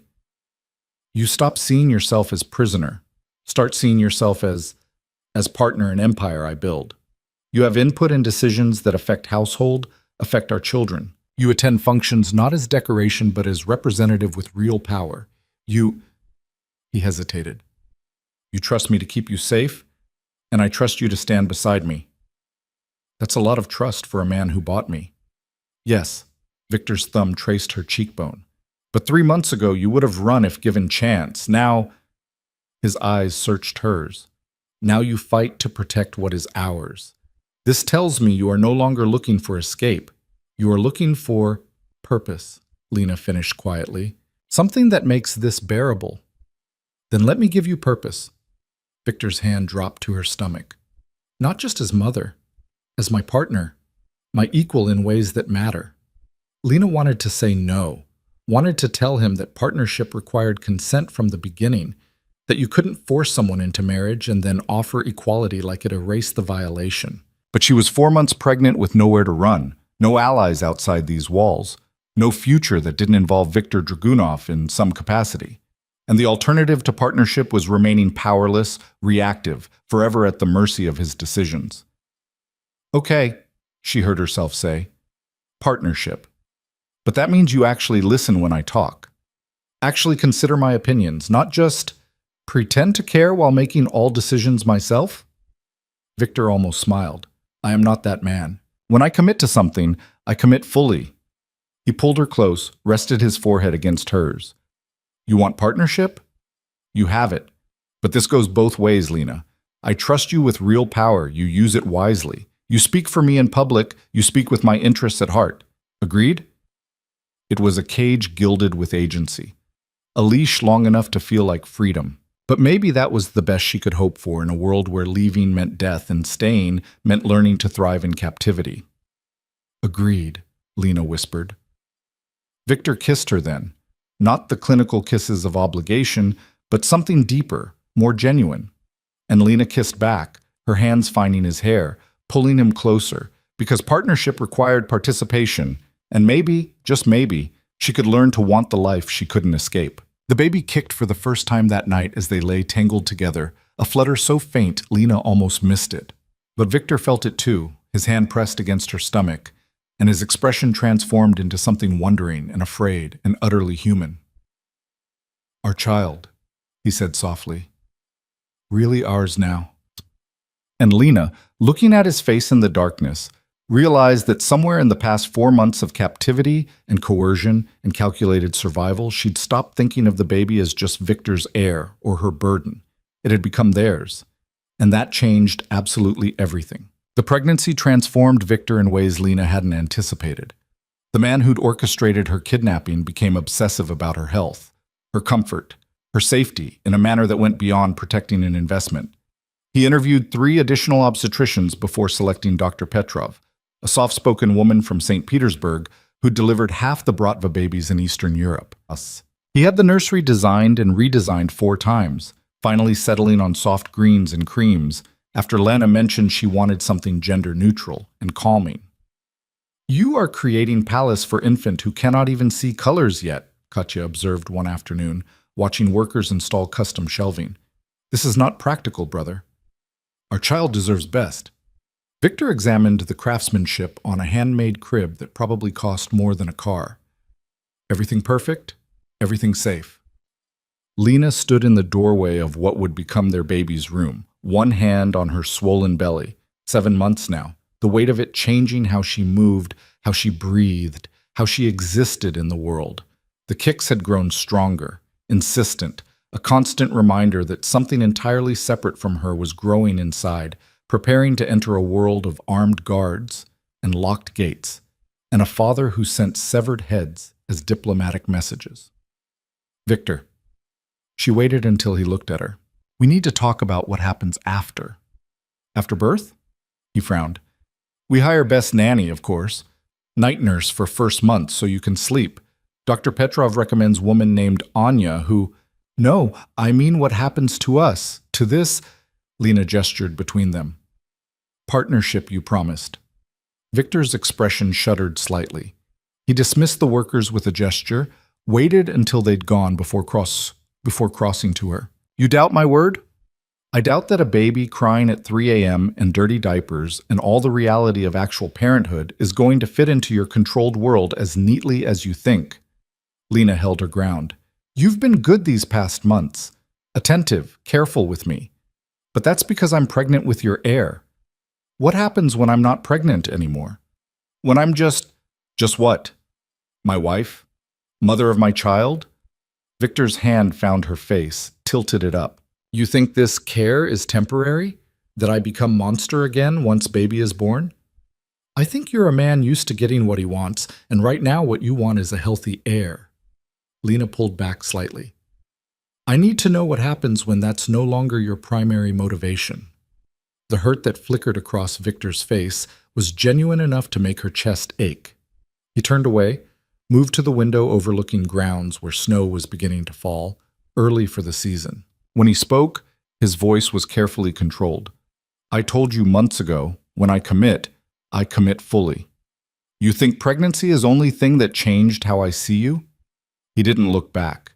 You learned Russian in 4 months. You hold your own at functions with men who terrify experienced Bratva wives. You paint portraits that—" He stopped, gestured vaguely. "That capture something true in people. Something I did not know could be seen." Lena hadn't realized he'd been looking at her work. The portrait she'd started as therapy, capturing faces of the staff, the guards, even Katya, during her visits, had been private, or so she'd thought. "The one you did of Dmitri," Victor continued, "you showed not just soldier but man who is tired, who wants peace but knows he will die in violence. This is gift, Lena, to see people so clearly." He finally turned back. "And you see me clearly too, yes? You know what I am, but you stand beside me anyway. You carry our child. You build partnership I did not think was possible. Because I don't have a choice." "You always have choice." Victor's voice hardened slightly. "You could make my life nightmare, could poison staff against me, could raise child to hate me, could use every day as weapon. But you do not. You choose." He struggled for words. "You choose to make something good from something that started terrible. This is not just survival, Lena. This is grace." The word hung between them, too big and too fragile. Grace implied forgiveness she hadn't offered, redemption he hadn't earned. But maybe it also implied possibility, that something forced could transform into something chosen, given enough time and effort and desperate willingness to believe in second chances. "I'm scared," Lena admitted quietly. "Of childbirth, of being a mother, of this life you've built where violence is always just outside the door. I don't want our baby growing up thinking that's normal. Is not normal. Is necessary." Victor closed the distance between them, pulled her into his arms carefully, always careful now of her pregnant belly. "But I work to make it less necessary every day. Legitimate businesses, legal protections, alliances that do not require blood. For you, for child, I try to be a better man. Trying isn't enough. I know." His hand found her stomach, spread across the curve where their child grew. "So I do more than try. I succeed. Already I moved 20% of operations into legal territory. Import-export licenses, proper permits, money laundered clean through legitimate investments. In 5 years, maybe 10, Dragunov name means businessman, not criminal." "That's a pretty dream." His goal. Victor's jaw set in the stubborn line she'd come to recognize. "For this child, I build empire that does not require them to become monster. They can choose university, art, business, whatever they want, not forced into Bratva like I was, like Katya was. They have option for different life." The sincerity in his voice made Lena's throat tight. This man who'd stolen her, coerced her, violated every right she'd possessed, he was trying to give their unborn child the choices he'd denied her. The irony was crushing and touching in equal measure. "Okay," she whispered against his chest. "Then we build it together. But Victor, if you go back on this, if you revert to the man who locked me in that room and told me I was property, I become man you cannot forgive, and partnership dies." He pressed his lips to her hair. "I understand stakes, Malishka. I will not fail you." The baby kicked hard enough that Victor felt it, his expression transforming into that wondering softness that appeared more and more frequently. "Strong," he murmured, "like mother. Or stubborn like father." Lena managed a smile. "We're doomed either way." The nursery was finished 3 weeks before her due date. Lena spent hours there, sitting in the rocking chair Victor had imported from Sweden, imagining what it would be like to hold her baby in this room, to feed it and soothe it and watch it grow into whatever person it chose to become. She was sitting there one afternoon when Irina found her, the older woman's face uncharacteristically soft. "You will be good, mother," Irina said, settling into the chair beside the crib. "I watch you these months. You have strength many women lack." "I don't feel strong. I feel terrified." "Same thing, often." Irina's hands folded in her lap. "I raised 3 sons in this life. All dead now, 1 in prison, 2 in ground.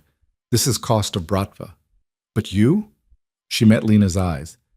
"You have Victor changing, becoming something less destructive. This is miracle, small miracle. Maybe your child escape cycle." Your sons, I'm sorry. Do not be. I knew what world I brought them into. Irina's expression hardened. But I tell you this so you understand. Children born to this life, they have target on back always. You must be vigilant, must teach them to be smart, careful. Love is not enough. Protection is not enough. They must learn to protect themselves. The weight of it settled over Lena like a shroud. She'd been so focused on the pregnancy, on surviving each day, that she hadn't fully processed what came after. Raising a child in this world, teaching them to navigate violence and politics, and the constant threat of enemies who would use them as leverage. How do I do this? The question came out broken. How do I raise a child knowing every day someone might try to hurt them? Same way all Bratva mothers do. Irina stood, moved to the window. You love them fiercely, you teach them to be fierce, and you pray they are fiercer than enemies who come. Nothing else you can do. That night, Lena woke to cramping, not painful exactly, but insistent. She lay in the darkness beside Victor's sleeping form, one hand on her stomach, feeling the tightening and releasing of muscles preparing for what was coming. False labor, probably. Dr. Petrov had warned her about Braxton Hicks' contractions, but something felt different, more purposeful. When her water broke 20 minutes later, soaking the expensive sheets, she knew this was real. Victor, she shook his shoulder. Victor, wake up, it's time. He came awake instantly, years of sleeping light in dangerous situations making him alert in seconds. Time? But you are not due for 3 more. Baby doesn't care about schedules. Another contraction hit, stronger this time. We need to call Dr. Petrov. The next 6 hours were a blur of pain and controlled chaos. Dr. Petrov arrived with her team, transforming the master suite into a delivery room with practiced efficiency. Victor refused to leave, despite Dr. Petrov's suggestion that fathers often preferred to wait elsewhere. She is my wife. This is my child. I stay. His hand gripped Lena's, and she was grateful for it as contractions came harder, faster, turning her world into cycles of pain and brief respites. You are doing well, doctor, Petrov said during one of those respites, checking Lena's progress with clinical efficiency. Baby is in good position. Few more hours, maybe. Few more hours? Lena's laugh came out half-sob. I can't do this for a few more hours. Yes, you can. Victor's other hand smoothed her sweat-soaked hair back. You're strongest person I know. You survived me. You survived Chechens. You survived this. Those didn't hurt like this. No? His smile was strained. You break my hand, I think you are wrong. She was breaking his hand, crushing it with each contraction, but he never complained, just stayed beside her, murmuring encouragement in Russian and English, being present in a way she'd never expected from him. When the pushing started, Lena understood why women screamed during childbirth. The pain was transcendent, all-consuming, worse than anything she'd ever experienced. But Dr. Petrov's calm voice guided her through it, and Victor's hand anchored her, and finally, after one last monumental effort that felt like it was tearing her apart, a baby's cry filled the room. Girl, Dr. Petrov announced, placing the squalling, blood-covered infant on Lena's chest. Healthy girl, good lungs, all fingers and toes.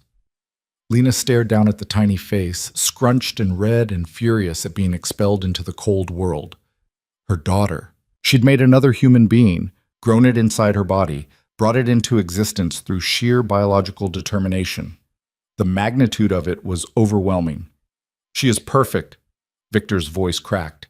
His hand hovered over the baby's head, trembling, like he was afraid to touch something so small and fragile. Lena, she is ours. Lena guided his hand down. Let him feel their daughter's soft hair, still wet from birth. She's ours.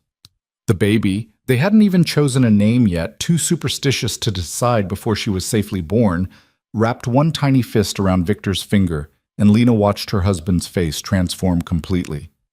All the hardness, all the calculated control, stripped away to reveal something raw and undefended. I will protect her, he said quietly, more to the baby than to Lena.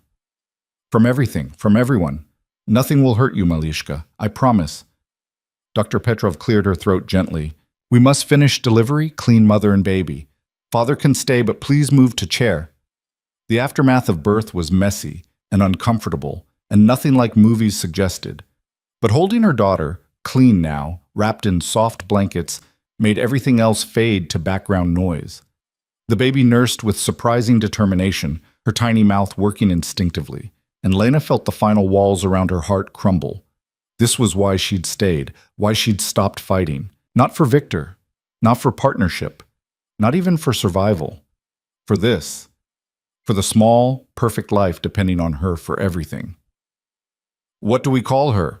Victor asked from his position beside the bed, unable to look away from his daughter. They'd discussed names briefly. Victor wanted Russian names, Lena wanted English. They'd agreed to consider options that worked in both languages. But now, looking at the baby's serious expression as she nursed, Lena knew exactly what fit. "Sofia," she said. "Sofia in English. Sofia Dragunov." Sofia. Victor tested the name, his accent making it beautiful. Wisdom. Good name for girl who will need much wisdom to survive this world. His hand found Lena's face, tilted it toward him. "Thank you. For her, for everything. I know I do not deserve this, deserve you, but shut up." Lena kissed him, brief and exhausted. "Just be the father she deserves. That's all I ask. I will try." "Don't try. Do." His smile was crooked, vulnerable. "Yes, wife." The first weeks with Sofia were harder than anything Lena had endured. The sleep deprivation, the constant feeding, the crying that seemed to have no solution. It pushed her to edges she didn't know existed. But Victor surprised her again. He hired the night nurse like he'd promised, but he also insisted on taking shifts himself, walking their screaming daughter through the halls at 3 a.m. while Lena caught desperately needed sleep. She woke one night to find him gone, followed the sound of his voice to the nursery. Victor stood at the window with Sofia against his shoulder, speaking to her in soft Russian about the stars visible over the mountains, about the world she'd grow up in, about promises he was making to a 6-week-old who couldn't possibly understand.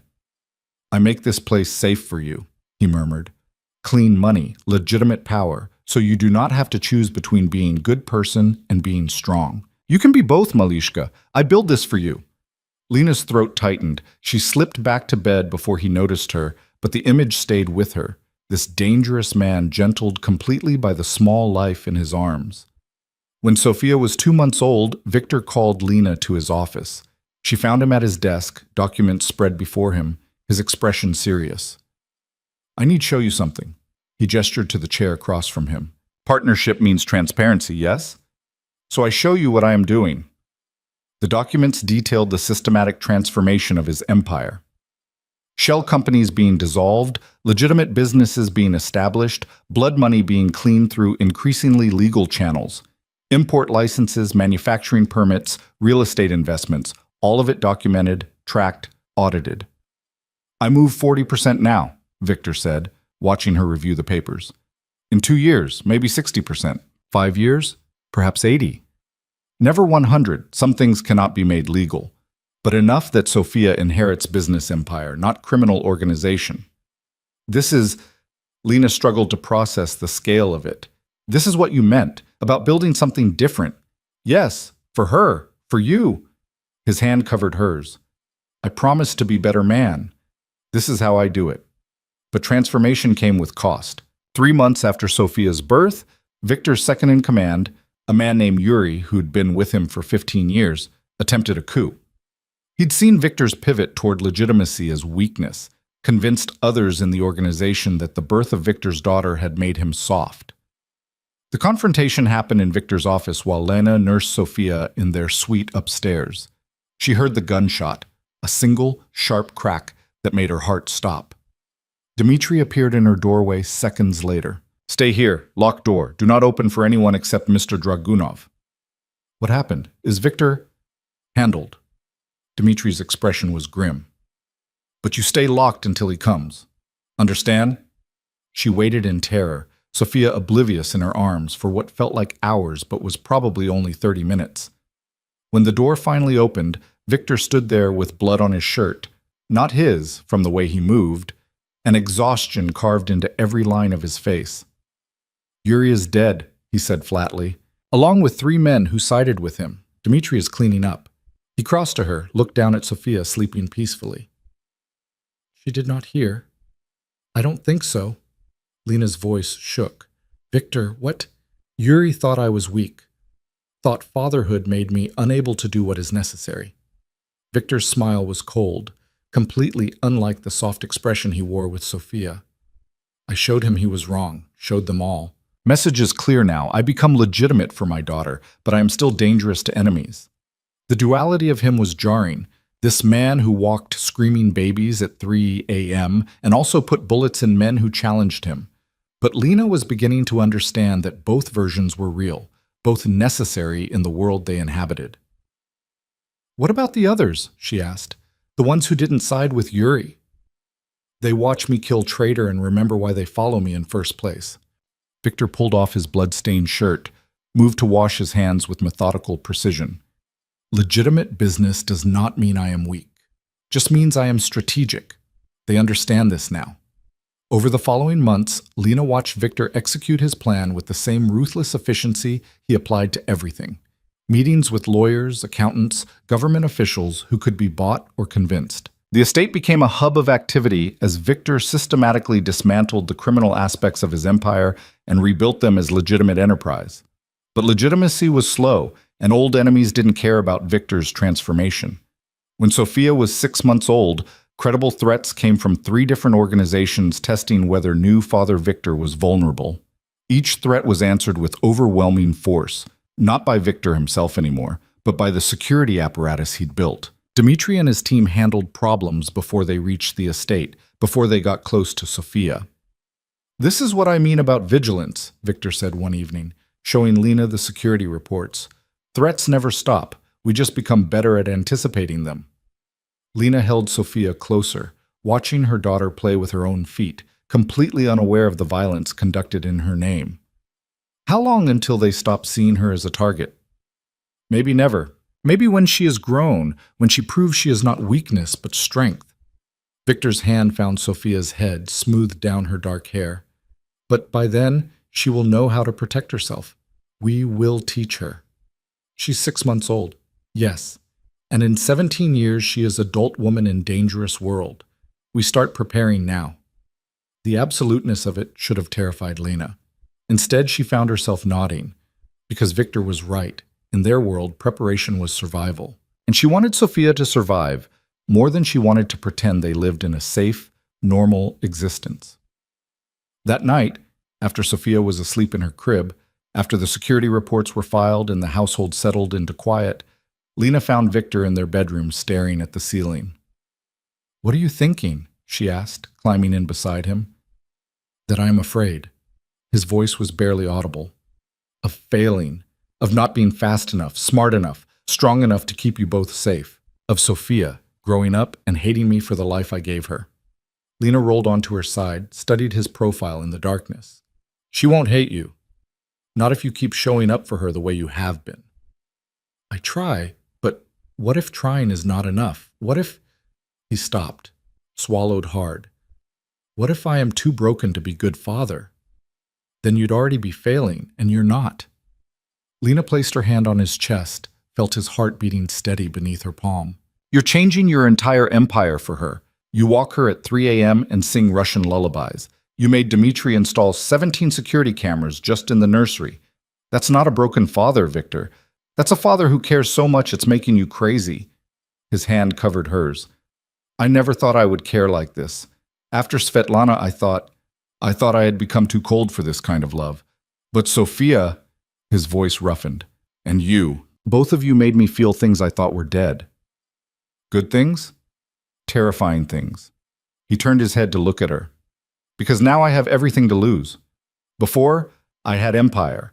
I had power, but nothing that mattered like this. Like you, like her.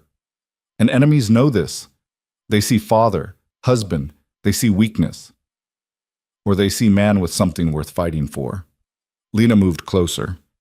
Someone who won't stop, won't give up, won't show mercy to anyone who threatens his family. That's not weakness, Victor. That's the most dangerous kind of strength. He pulled her against him, buried his face in her hair. They lay like that for a long time.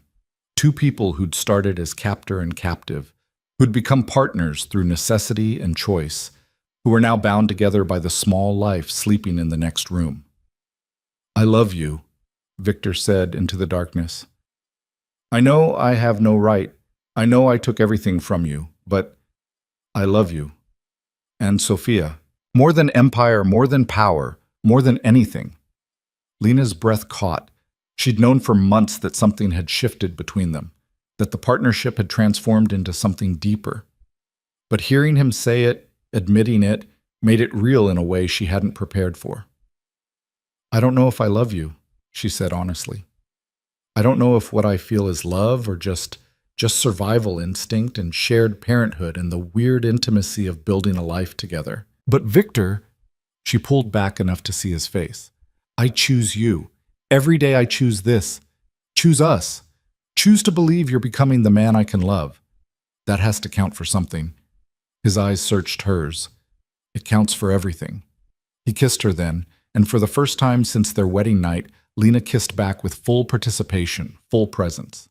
Not because she had to, not because contracts demanded it, but because she wanted to. Because this complicated, dangerous man had proven he could change, could grow, could become someone worth choosing. They made love slowly, carefully, relearning each other's bodies after months focused on pregnancy and infant care. And afterwards, lying tangled together, Lena realized that somewhere in the past year, she'd stopped mourning her old life.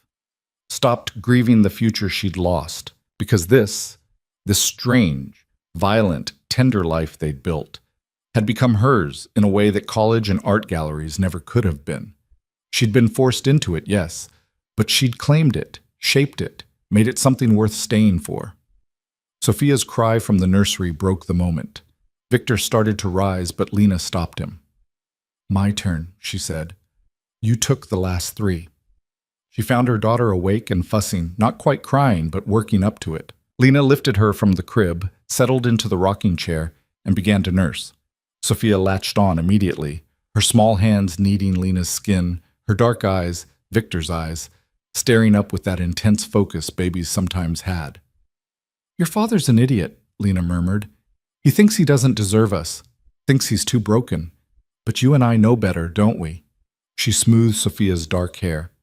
"We know he's trying, and maybe that's enough. Maybe trying and failing and getting up and trying again, maybe that's what love looks like in our family."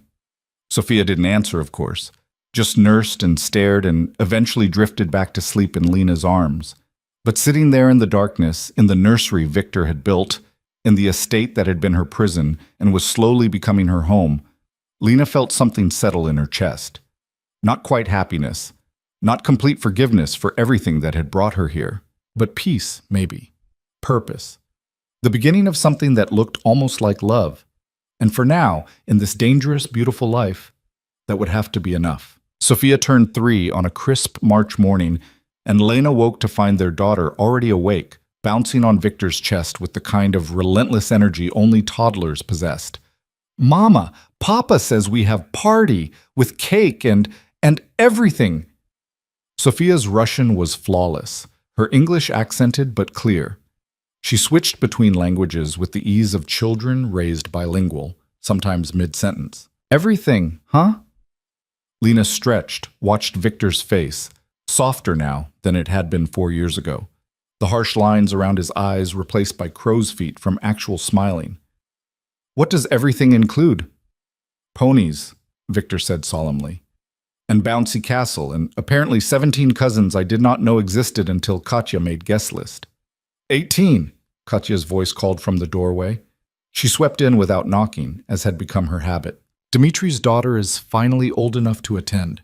She is very excited to meet famous Sophia." Sophia scrambled off Victor's chest, launched herself at her aunt with a squeal of delight. Katya caught her easily, spinning her around while speaking rapid Russian that made Sophia giggle. Lena watched them, something warm and complicated settling in her chest. This life, this strange, violent, tender life, had become so thoroughly hers that she sometimes forgot it had started with kidnapping and coercion. Forgot that the man currently pulling on his robe and padding barefoot to order coffee had once slapped her for raising her voice, had forced her into marriage, had... but that Victor felt like a different person now. Or maybe Lena had changed enough that the same person looked different through her new eyes. The party was chaos in the best way. The estate grounds transformed into something from a children's fantasy. The bouncy castle Katya had insisted on, tables laden with food, and yes, actual ponies for rides around the garden. Sophia held court like the tiny princess she was, surrounded by cousins and children of Victor's business associates, all of them treating her with the careful deference afforded to Dragunov heir. "She's going to be impossible after this," Lena murmured to Victor as they watched Sophia demand another pony ride. "She is already impossible." Victor's arm slid around Lena's waist. "Gets it from mother. I was perfectly reasonable before you kidnapped me." "Were you?" He pressed a kiss to her temple. "I seem to remember American girl who threw crystal vase at wall and told me to go to hell in very creative Russian." "I didn't know creative Russian yet. That came later."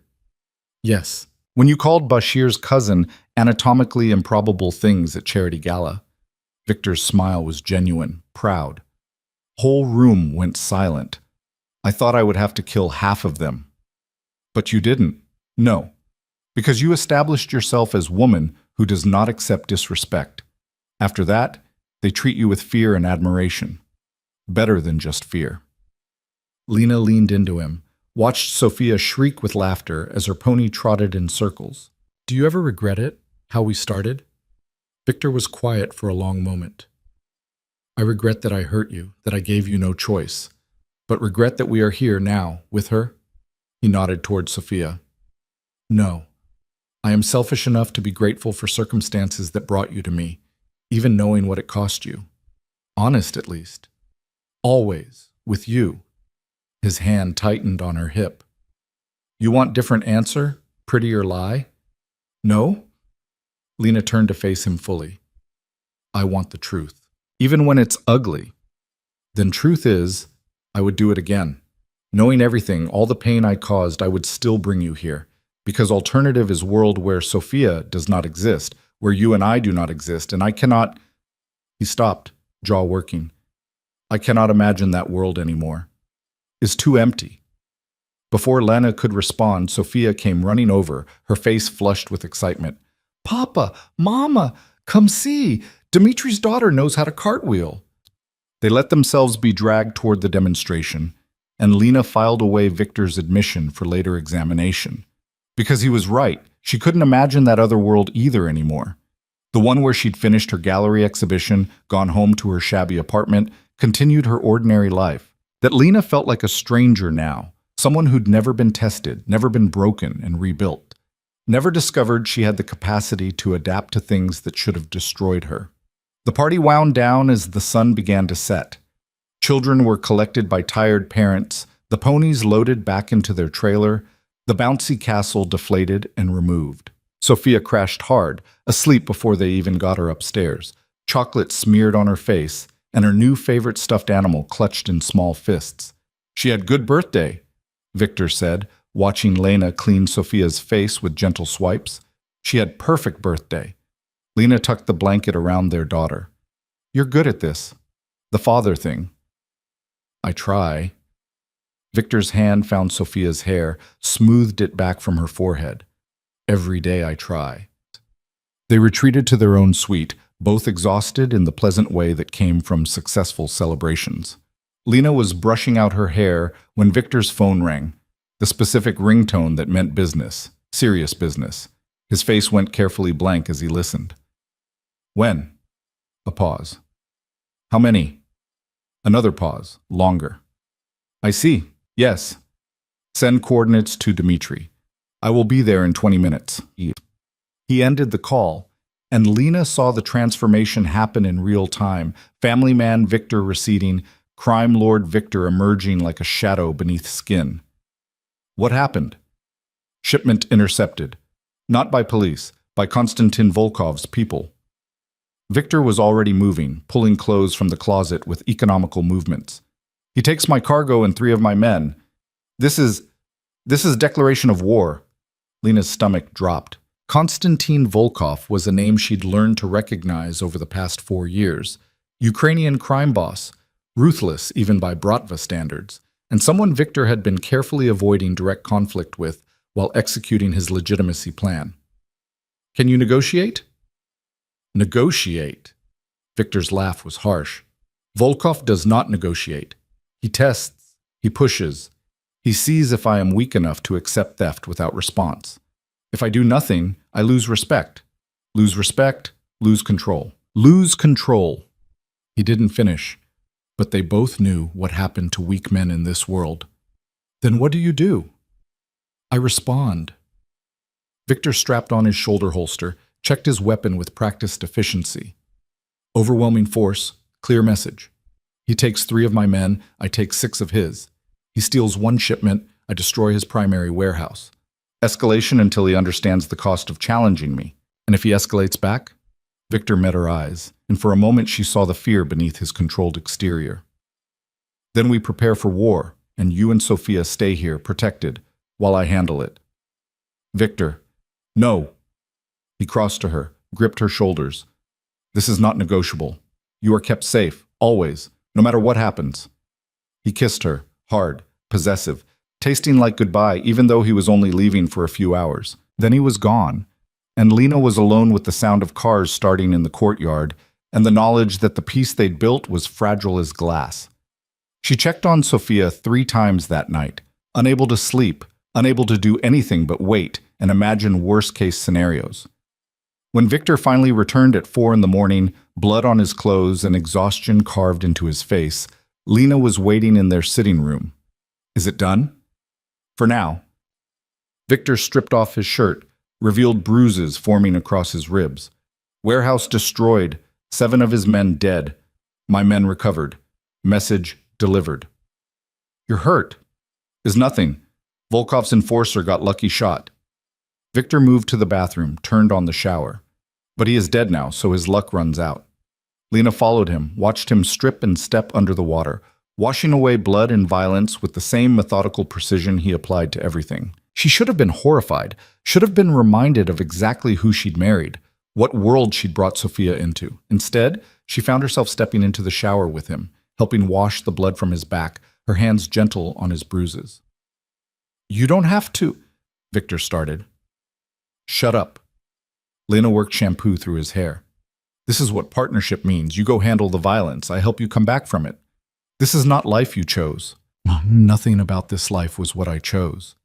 She turned him around, made him look at her. But it's mine now. You're mine. Sophia is mine.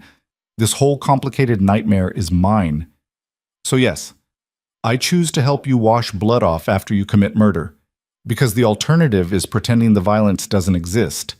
And that's how people break. Victor's hand found her face, water streaming over both of them. How are you so strong? Because you forced me to be. The truth was simple, brutal. You took a 20-year-old art student and threw her into hell, and I had 2 choices: shatter or become steel. I chose steel. She pressed her hand over his heart, felt it beating hard beneath her palm. You made me this, Victor. For better or worse, you made me someone who can stand beside you in this world. I am sorry. Don't. Lena cut him off. Don't apologize. Not anymore. We're past that. Way past that. She pulled him down, kissed him with 4 years of complicated history in it. Just be the man who comes home, who walks away from the violence and comes back to us. That's all I ask. They made love in the shower, desperate and urgent, both of them needing the affirmation that they were alive, together, surviving. And afterwards, wrapped in towels and clean sheets, Lena finally asked the question she'd been avoiding. What happens if Volkov doesn't back down? If this becomes real war? Victor was quiet for a long time. Then I send you and Sophia somewhere safe. Switzerland, maybe. Katya has house there, very secure. You stay until I finish this. No. Lena. No. She sat up, looked down at him. You don't get to ship us away like cargo. If this becomes war, we face it together, here, where I can actually know what's happening instead of sitting in some Swiss chalet imagining worst-case scenarios. You would risk Sophia. Sophia is safest here, surrounded by Dmitri and guards who would die for her. Moving her makes her vulnerable. Transit, new location, unfamiliar security. Lena's voice steadied. I've learned a lot in 4 years, Victor, including that running often gets you killed. We stay, we fight. Together. Victor studied her face for a long moment. Then slowly he nodded. Together. But if I say you go to safe room, you go. No argument. Deal.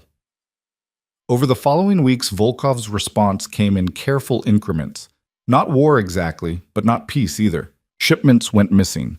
Deals fell through mysteriously. Lena recognized it as the kind of calculated harassment designed to drain resources and patience without triggering all-out conflict. Victor responded with equal calculation. Financial pressure on Volkov's legitimate businesses, careful redistribution of territory. A chess game played with lives and money, both men testing the other's limits. Sophia, oblivious to the undercurrents, continued being 3 years old with all the chaos that entailed. She started attending a small private school. Well, calling it school was generous. It was really a program for children of wealthy families, held in a heavily secured facility where Sophia learned numbers and letters, alongside kids whose parents were oligarchs, politicians, and yes, other Bratva members. Lena attended her first parent-teacher conference feeling absurdly normal, right up until she recognized two of the other mothers as wives of men Victor had mentioned in security briefings. They greeted her with careful smiles, the kind that acknowledged shared understanding of their world. "Your Sophia is very bright," the teacher said, a kind woman named Anna, who probably had no idea half her students came from criminal families. "But she can be assertive. She told Mikhail yesterday that her papa could buy his papa's house. I had to explain that was not appropriate conversation." Lena bit back a laugh. "I'll talk to her about it." She also defended Katerina from some boys who were teasing her. Anna's expression softened. Very protective of her friends.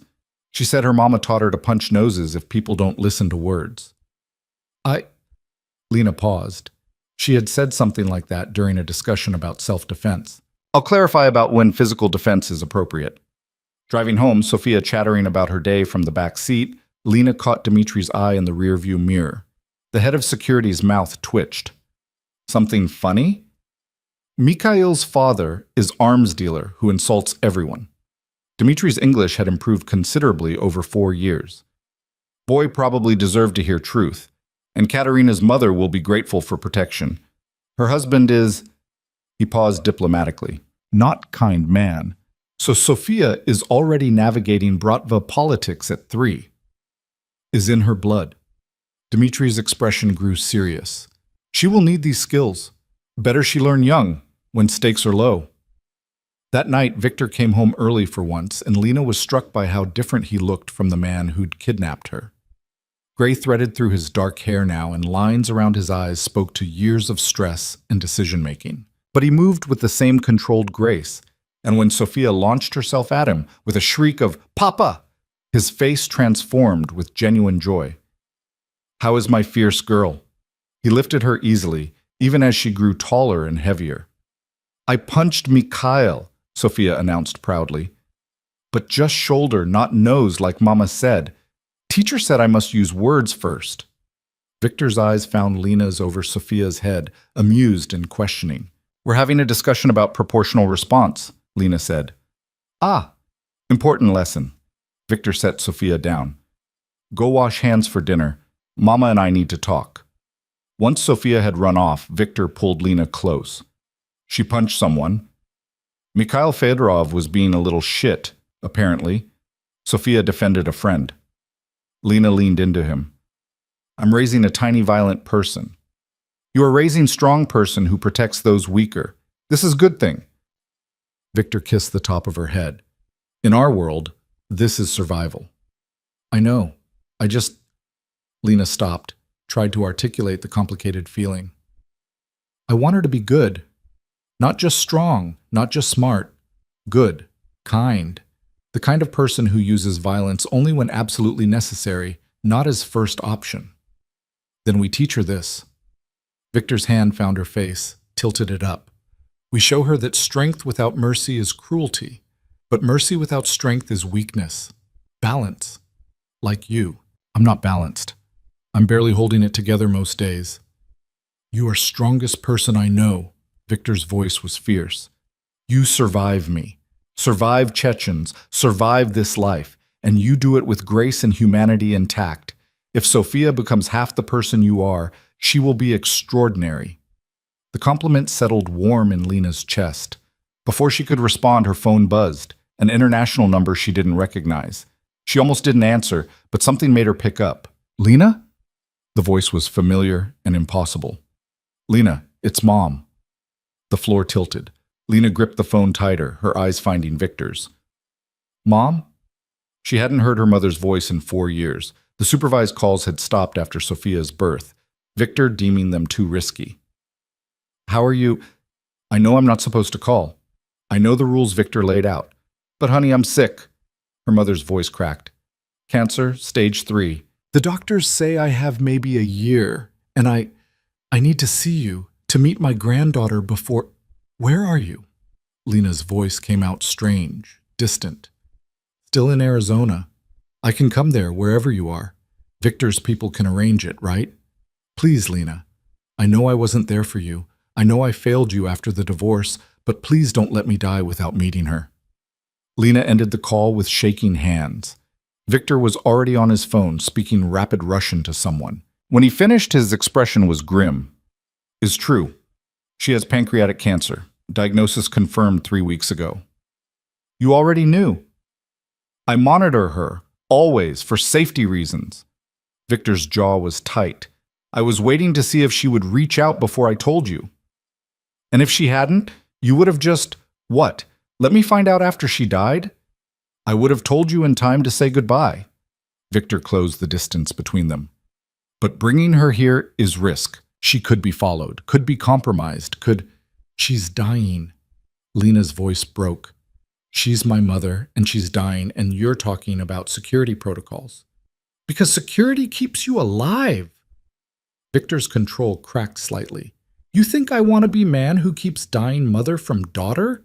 But I must think about Sophia, about you, about... Then think about this. Lena met his eyes.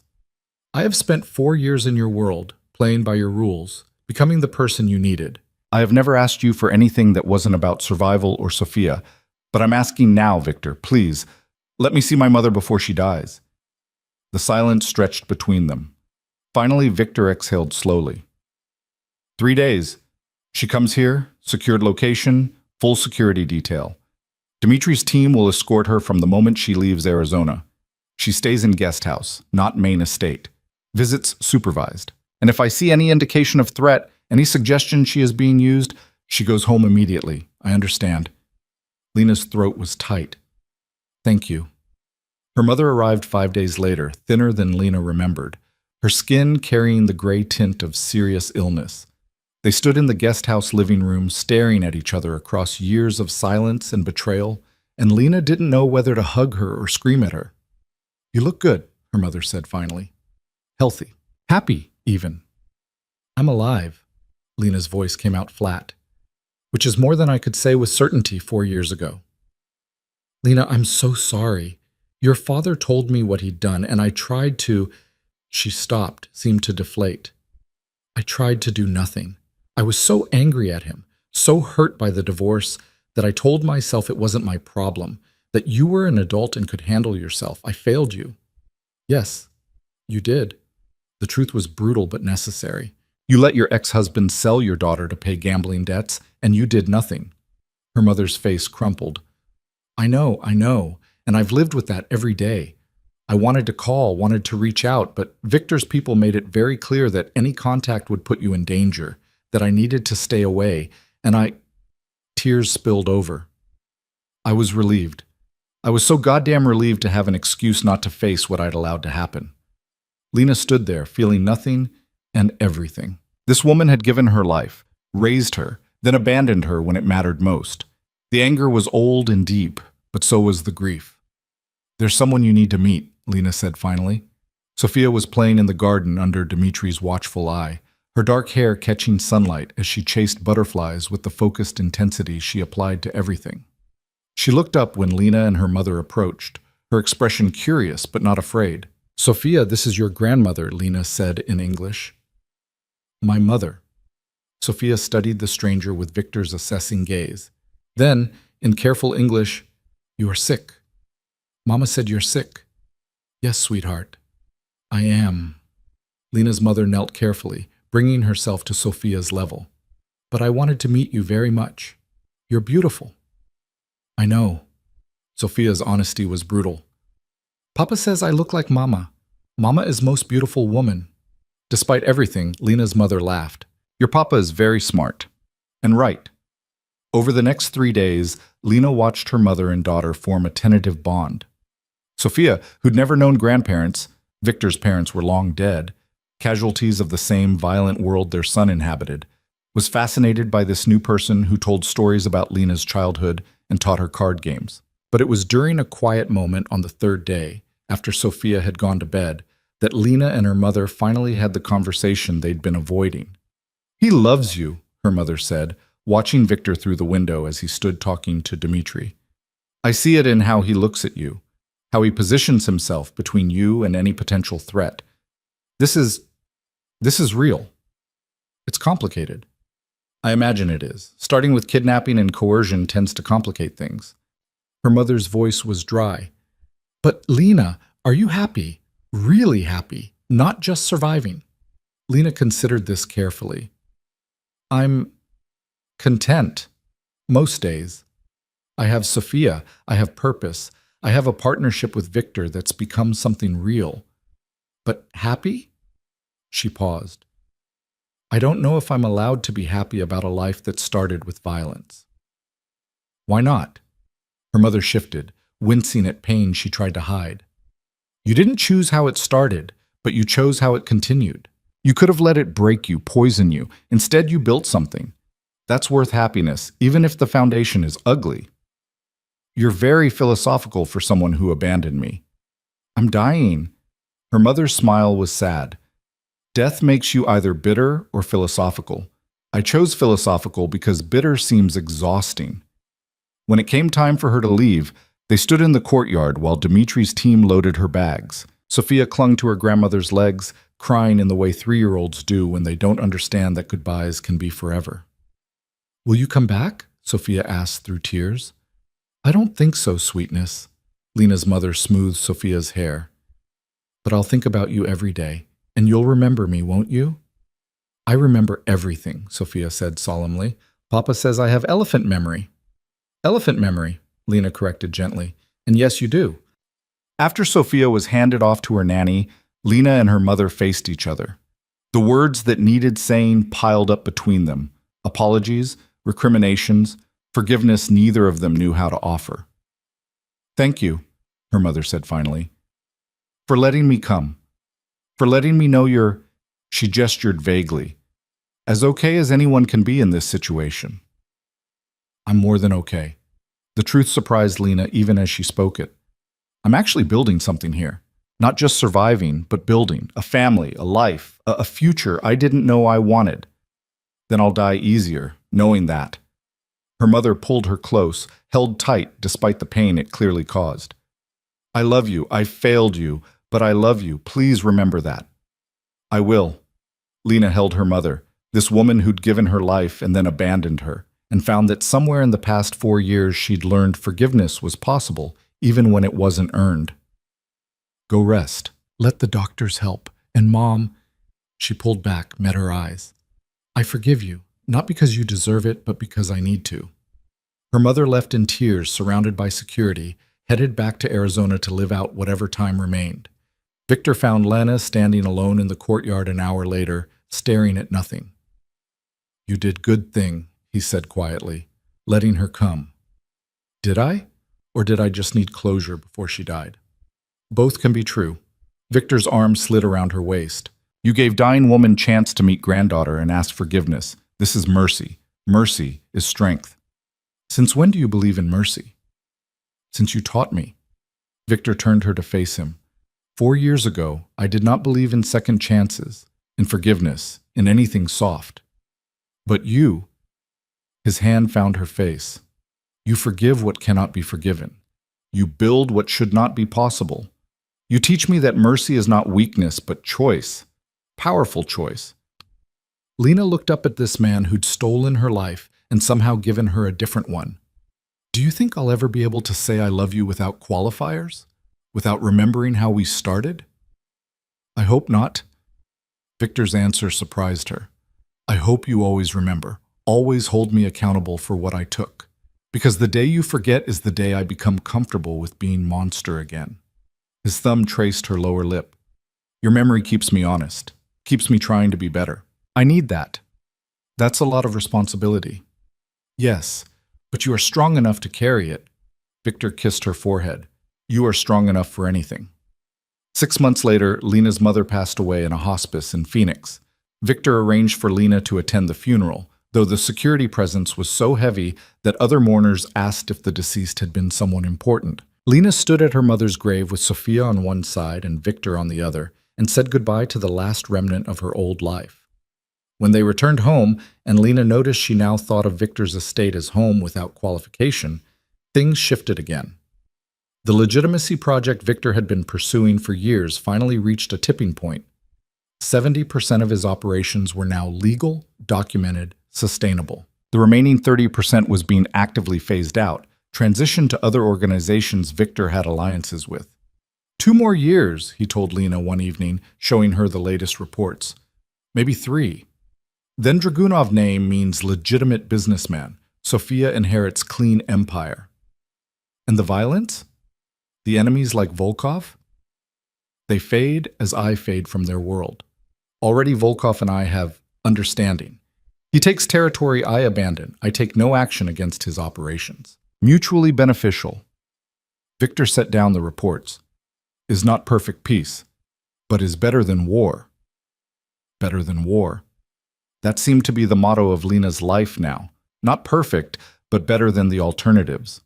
Sophia turned 5 with another elaborate party, and this time Lena recognized most of the guests as children from legitimate business families rather than Bratva associates. The shift was subtle, but significant. Their daughter was being integrated into a different world, given different options. Do you think she'll choose it? Lena asked Victor later, watching Sophia command her small kingdom of friends with natural authority. The legitimate path? I think we give her choice. She chooses whatever makes her happy. Victor's hand found Lena's stomach. Flat now, had been for years, though they discussed having another child. If she wants business, we teach her business. If she wants art like you, we support that. If she wants something entirely different, he shrugged. We support that too. You've come a long way from the man who demanded an heir. I have heir, perfect, fierce, impossible heir. Victor's smile was soft. Now I just want daughter to be happy. Strange feeling, wanting something I cannot control. That night, after Sophia was asleep and the household settled, Victor did something he'd never done before. He went to his office safe, extracted a thick envelope, and brought it to where Lena sat reading in their bedroom. What's this? Open it. Inside were documents, legal documents, complicated and official. Lena scanned them, her breath catching as she understood. These are divorce papers, unsigned. Victor sat beside her, his expression unreadable. And passport, American passport in your name, current, valid. And bank account information, numbered Swiss account with $5 million. Your money, your name only, cannot be touched by me or seized in any legal action. Lena stared at the papers, her heart hammering. I don't understand. You say you choose me, choose this life, but is not real choice when you have no alternative. Victor's voice was steady, but his hands trembled slightly. These give you alternative. You want to leave, you sign papers, you take passport, you take money, you go. I will not stop you. I will not send men after you. I will not threaten your safety or Sophia's. Sophia would stay with me initially for safety, but I would arrange visitation, would support relationship between you. This is not trap, Lena, is real option. He stood, moved to the window. For 5 years, you are here because you must be. I want to know.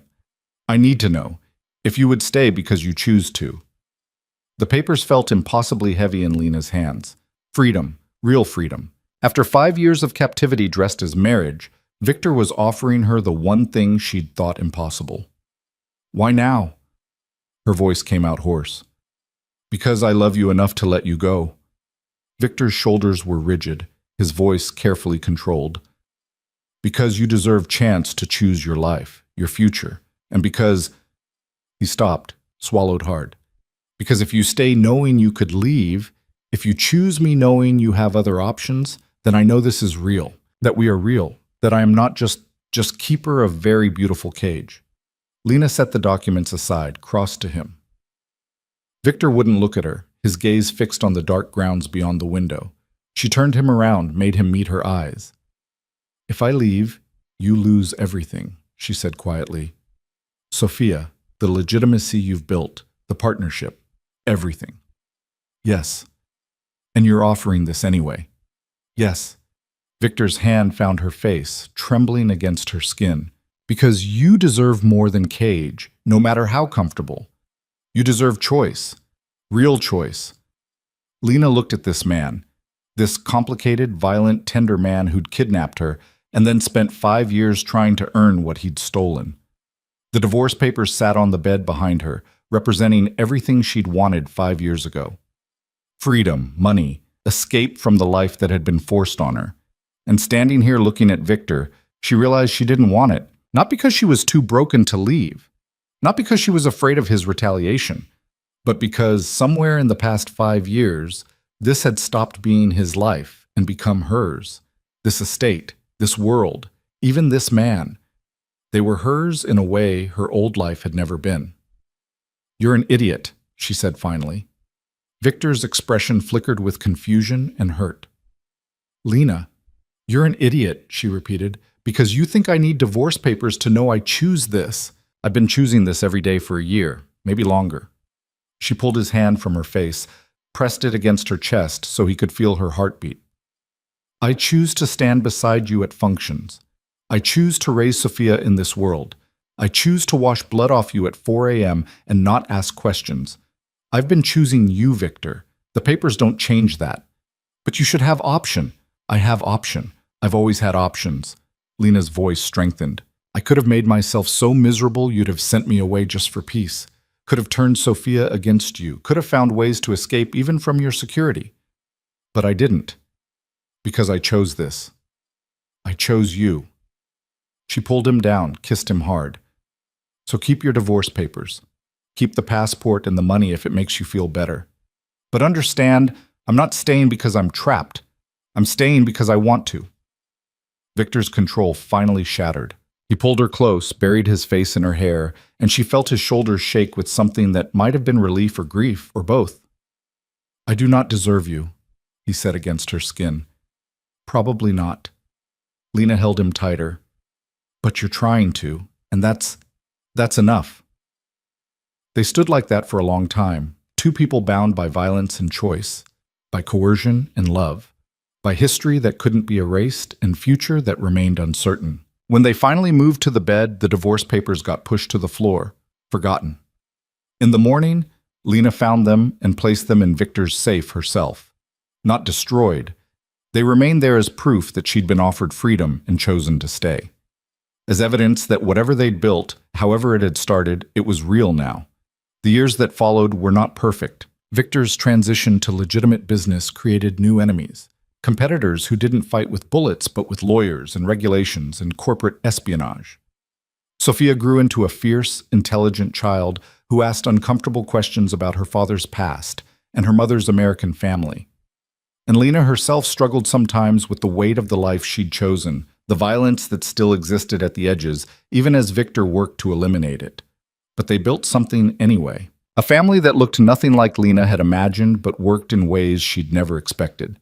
A partnership that had started in the worst possible way and transformed into something approaching equal. A life that was hers not because it was perfect, but because she'd claimed it, shaped it, made it something worth fighting for. On Sophia's 10th birthday, Lena stood beside Victor watching their daughter blow out candles surrounded by friends from her international school, children of diplomats and business people, not criminals. Normal kids living normal lives, and Sophia fit among them seamlessly. We did it, Victor said quietly. Clean transition. Dragunov Enterprises is fully legitimate as of last month. No more Bratva connections, no more illegal operations, just business. How does it feel? Strange. Victor's hand found hers, laced their fingers together. But good. Like, like I finally gave you and Sophia what you deserve. Safety. Legitimacy. Future without shadows. Lena squeezed his hand. You know what I deserve? What I actually deserve. What? This. Right here. You, Sophia, the life we built from nothing. Not because it's perfect. Not because it's what I planned. She turned to face him fully. But because we made it ours. Together. Victor pulled her close, kissed her forehead. I love you. I know I say it often, but I love you too. The words came easily now, without qualification, without remembering to add the qualifiers about how they'd started. Because whatever they'd been in the beginning, they'd become something different, something real. Mama, Papa, Sophia called, waving them over. Come see. Katya brought the karaoke machine. They went, because family called, and they answered. And as Lena watched Victor sing ridiculous songs with their daughter, both of them laughing, she realized this was the happy ending. Not perfect, not what storybooks promised, but real and hard-won, and entirely theirs. She'd been kidnapped, coerced, forced into a life she never chose. And from that nightmare, she'd built something beautiful. A daughter who knew she was loved. A husband who'd learned to choose mercy over violence. A future that stretched bright and uncertain before them. The cage had been real. The coercion had been real. But so was this. The love, the partnership, the choice to stay not because she had to, but because she wanted to. And in the end, maybe that was enough. Maybe that was everything. Lena caught Victor's eye across the room, saw him mouth, I love you, while Sophia belted out lyrics in 3 different languages. She mouthed it back, meaning it, choosing it, claiming this beautiful, terrible, perfect life as completely and irrevocably hers. It wasn't the story she'd written for herself, but it was the story she'd survived, transformed, and ultimately learned to love.